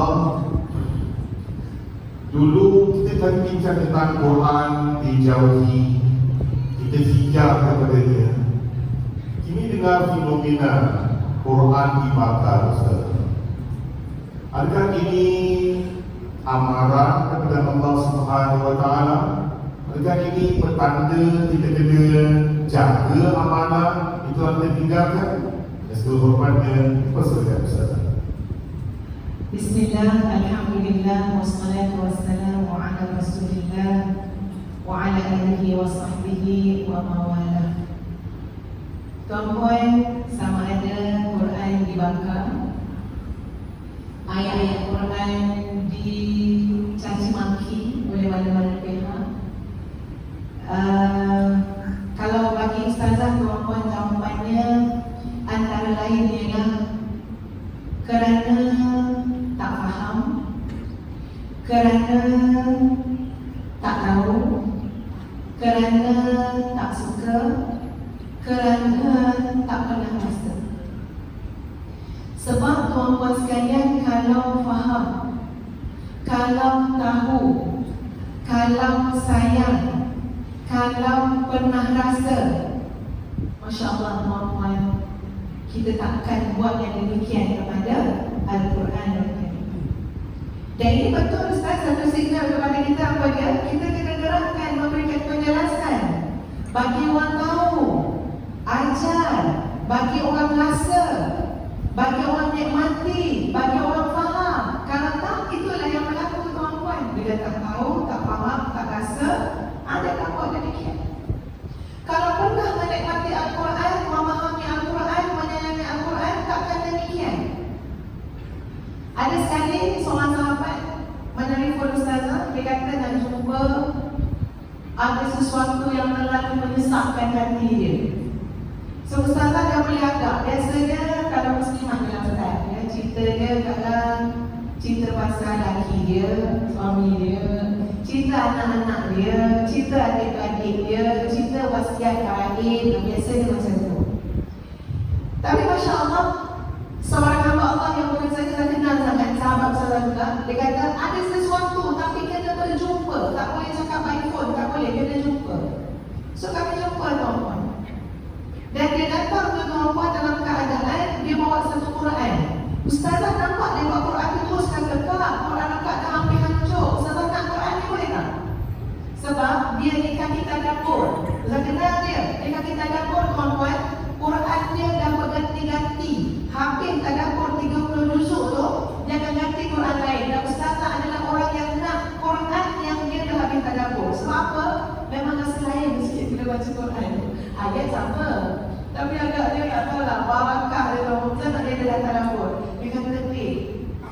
Dia cerita bukan nak bagi Quran dia nak apa. Dia pegang Quran dia. Quran dia dah rusuk. Dia kata dia dengar masalah. Apa masalahnya? Dia akak sudah tidak boleh dalam Quran lagi. Akak dah tak boleh baca Quran lagi macam dulu akak baca. Akak dah tak nampak cataract tuan-tuan yang tak boleh nak pakai cermin mata sebab dah ada selaput dia dekat mata dia. Dia kata akak tak nampak. Dia ambil cermin mata. Tengok dia, akak tak nampak dah. Dan itu teramat-amat tuan-tuan bagi diri dia apa dia? Ya Allah. Berhari-hari, bertahun-tahun aku gunakan masa untuk baca Quran, mendalami Quran, belajar Quran. Sekarang kalau hanya pandang ayat-ayat itu semua kabur. Dia menangis tuan-tuan. Kerana cinta dia kepada Quran, mustahil orang cinta tak baca Quran. Sebab apa? Dia pernah menikmati Al-Quran dalam hidup dia. Ini saya nak buat contoh apa yang dia buat. Orang yang macam-macam ragam yang dia buat pada Quran, sebenarnya pengajaran dia kepada kita berdengar. Apa dia?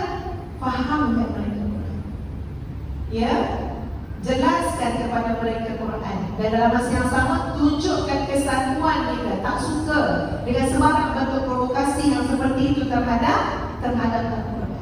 Tapi nak bagi tahu berbeza tuan-tuan orang yang pernah rasa Quran, nikmati Quran, faham Quran dengan orang yang tak tahu dan tak faham. Tadi saya dengar Ustaz cakap pengalaman belajar Quran. Saya ingat pembantu Tuan Ustazah yang paling lama bekerja dengan Ustazah, hampir 18 tahun tuan-tuan. Balik tu memang dah balik macam orang tua betul lah. Dia memang tak boleh nak. Maknanya kalau kita nak review pun tengok fizikal tak boleh sebab aku tua sekali, 18 tahun. Tolong bantu Ustazah urusan keluarga. Tuan-tuan, bila dia balik, saya dengar apa dia cakap pada anak-anak Ustazah. Terima kasih ajarin bibi baca Quran. Terima kasih ajarin bibi baca Quran. Macam mana tahu tuan-tuan, Ustazah dapat Quran daripada satu syarikat. Ini bibi masa kerja dulu tak pandai baca Quran ni tuan-tuan. Tapi dapat hadiah satu Quran daripada satu syarikat yang dia minta Ustazah bercakap dalam promosi dia untuk menjual Quran yang ada warna-warna menunjukkan tajwid, hukum tajwid dan ada pen. Jadi Quran tu tuan-tuan sama balik rumah dia tak baca Quran menggunakan kaedah tu, ya, tak ada guna pen. Tapi pembantu rumah Ustazah diam-diam ambil Quran tu tuan-tuan, gunakan pen tu bertahun-tahun dalam diam dengan observasi anak-anak Ustazah yang kecil-kecil yang sekolah rendah, usia bawah 12 tahun. Masya Allah. Maknanya setelah 18 tahun kerja dengan Ustazah, balik kita kata kesianan bibi selama duduk dalam rumah kita ramai-ramai, sekarang sunyi, duduk sorang-sorang nak mengajar mereka. Dia kata tidak, Alhamdulillah bibi bawa balik Quran dan bibi sudah pandai baca Quran. Maknanya apa tuan-tuan? Nak 1000 daya, tak nak 1000. Hari ini bila kita tengok orang buat provokasi dengan Quran, bakal Quran dan sebagainya, kita lah yang patutnya menambahkan semangat kepada diri kita untuk jaga Quran, dalami Quran, sebarkan Quran ya kepada seluruh umat manusia. Biar mereka faham bahawa segala mesej daripada Quran adalah mesej kebaikan, mesej keamanan. Dan Ustazah nak tinggalkan isyarat Ustazah pada hari ini tuan-tuan, ia dengan satu doa tuan-tuan yang disebut dalam Al-Quran, di mana saat Rasulullah SAW mengambil bacaan itu daripada malaikat Jibril alaihissalam dengan tergesa-gesa Nabi nak baca. Maknanya tak habis lagi Jibril nak baca, Nabi nak cuba sebut. Sebab apa? Sebab dia tak ada jalan lain, tak ada tulisan, tak ada apa, semata-mata hafalan kan. Lalu boleh rujuk dalam surah Taha ayat 114. Di mana tuan-tuan sekalian, Allah Subhanahu Wa Taala mengingatkan Nabi tak payah tergesa-gesa nak baca ayat tu, ya, tergesa-gesa nak ikut bacaan Jibril alaihissalam. Sebaliknya apa dia? Wa qur rabbi zidni ilma. Sebaliknya berdoalah kamu, Rabbi zidni ilma, Rabbi zidni ilma, Rabbi zidni ilma. Wahai Tuhanku, tambahkan aku ilmu, tambahkan aku ilmu, tambahkan aku ilmu. Kita bila buka Quran, duduk dalam pengajian Quran, tadarus Quran, apa sajalah, terutamanya tentang Quran. Walaupun kita dah pandai baca dah, ni dalam panggil forum ni bahawa kita mendengar panel-panel mengulas tentang Quran, dalam hati baca apa? Rabbi zidni ilma, Rabbi zidni ilma, Rabbi zidni ilma. Tambahi aku ilmu ya Allah, tambahi ilmu, tambahi ilmu, tambahi ilmu. InsyaAllah tuan-tuan, kita akan dapat menikmati hidangan Quran dengan selazat-lazatnya. Bahkan Nabi SAW sendiri ada beberapa ayat yang Tuhan pada Rasulullah, Nabi akan ikuti dengan doa penambahan juga. Apa doanya? Rabbi zidna wa la tanqusna wa akrimna wa la tuhinna wa'tina wa la tahrimna wa athirna wa la tu'thir alaina wa'tina warḍa'na. Ya Allah, tambahi kami, jangan kurangkan. Ya Allah, muliakan kami, jangan hinakan. Ya Allah, berilah kepada kami, jangan dihalangi. Ya Allah, dahulukanlah kami, jangan ditinggalkan. Ya Allah, jadikanlah kami redha dan redhalah kamu kepada kami. Jadi semua itu menambahkan rahmat, nikmat dan lazatnya hidangan mukjizat daripada Allah Subhanahu wa taala kepada hati-hati kita semua. Wabillahi taufiq wal hidayah. Assalamualaikum warahmatullahi wabarakatuh. Waalaikumsalam warahmatullahi wabarakatuh. Terima kasih Ustazah, jazakallah khairan. Muslimin dan muslimat yang dirahmati Allah, Quran dibaca, pastikan berkesan pada diri kita. Orang pernah bertanya kepada Sayyidina Aisyah tentang akhlak Nabi Muhammad sallallahu alaihi wasallam. Apa jawabnya? Kana khuluquhul Quran. Akhlak baginda sallallahu alaihi wasallam adalah Al-Quran Karim. Dan Quran mampu membentuk jiwa kita, akhlak kita. Meskipun orang berakal Al-Quran, yang akhlak orang Islam, insya-Allah satu demi satu itu mereka akan dibentuk dengan akhlak yang anda ambil pada Al-Quran Karim. InsyaAllah semua umat Islam, semua manusia yang jadi umat Nabi Muhammad sallallahu alaihi wasallam. Ada berpuasa hari ini? Tak ada apa? Puasa kita, kakak, makcik pula marah. Anti, puasa ti, alhamdulillah. Muslimin dan muslimat yang dirahmati Allah, diperlukan untuk baca doa untuk Sri Ayu Jelita. Macam orang seperti putri kaya kan ya? Sri Ayu Jelita Muhammad Hussein yang sebut hari lahirnya pada hari ini. Minta Ustaz Farid Rabi doakan untuk dia. Tapi saya minta Ustaz Farid baca doa untuk simpulan saya, untuk kita semua insyaAllah. Sebelum hormatnya Ustaz Farid Rabi baca doa untuk Sri Ayu Jelita binti Muhammad Hussein dan semua yang berada di sini agar kita pulang dengan bawa rahmat kepada Allah Subhanahu wa taala. Dipersilakan Ustaz.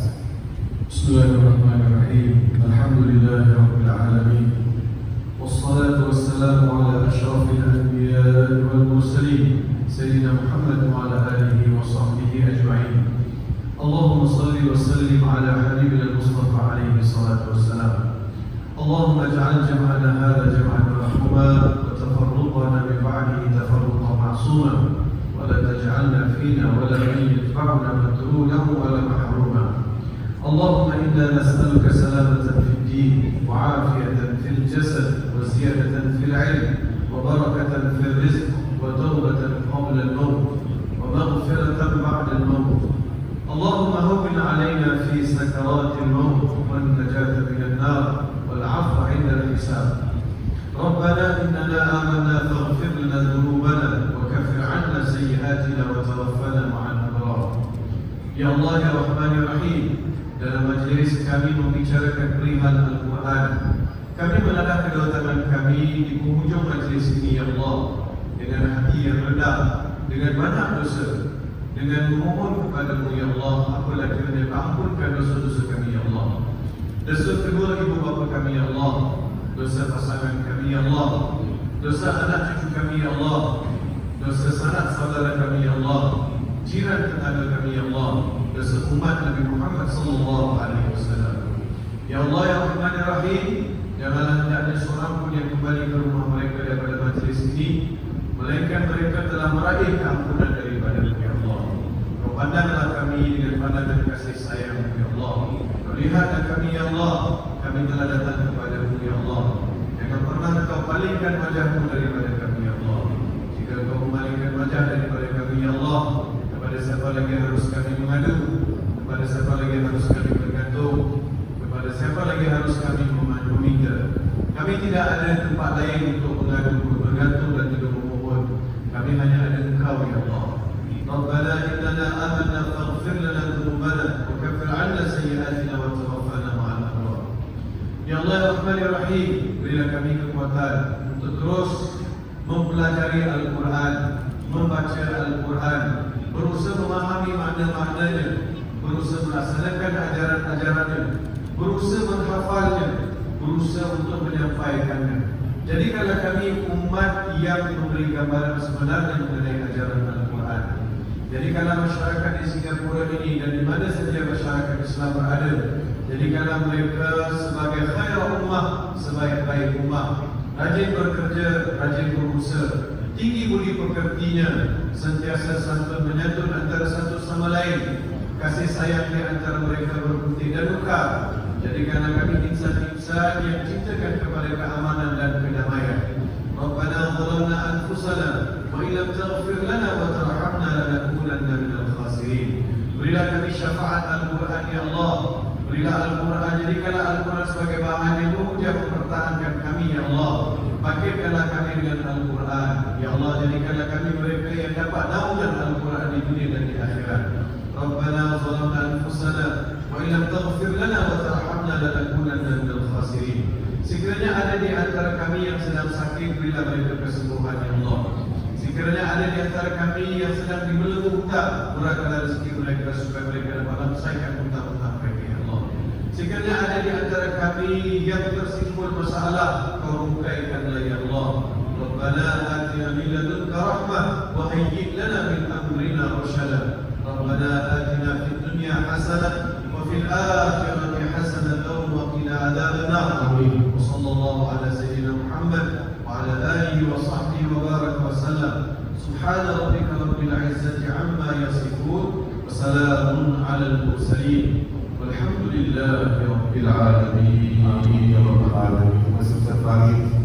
Bagi pihak masyarakat Islam Singapura, khususnya yang berada di Negeri Sultan, atas anjuran Sultan dan berdiri teguh bagi mereka yang kurang berupaya, kami tidak dapat melafazkan terima kasih kami yang cukup Ustaz Farid Rafi, Ustazah Hayati, Ustazah Hafidah. Kami akan kenal anda bertiga sepanjang hayat kami. Atas surahan ini telah anda berikan kepada kami semua. Ucapan kami kepada anda semua adalah jazakumullahu khairan. Kalau tidak jumpa di dunia, insya-Allah kita dapat jumpa di dalam syurga.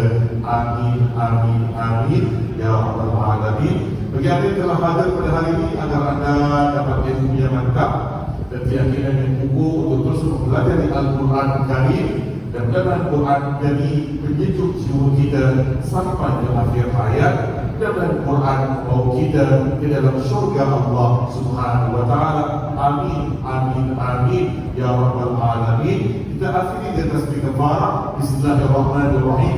Subhanakallahumma wa bihamdika asyhadu an la ilaha illa anta astaghfiruka wa atubu ilaik. Sekian saja, wabillahi taufiq wal hidayah. Wassalamu alaikum warahmatullahi wabarakatuh. Terima kasih.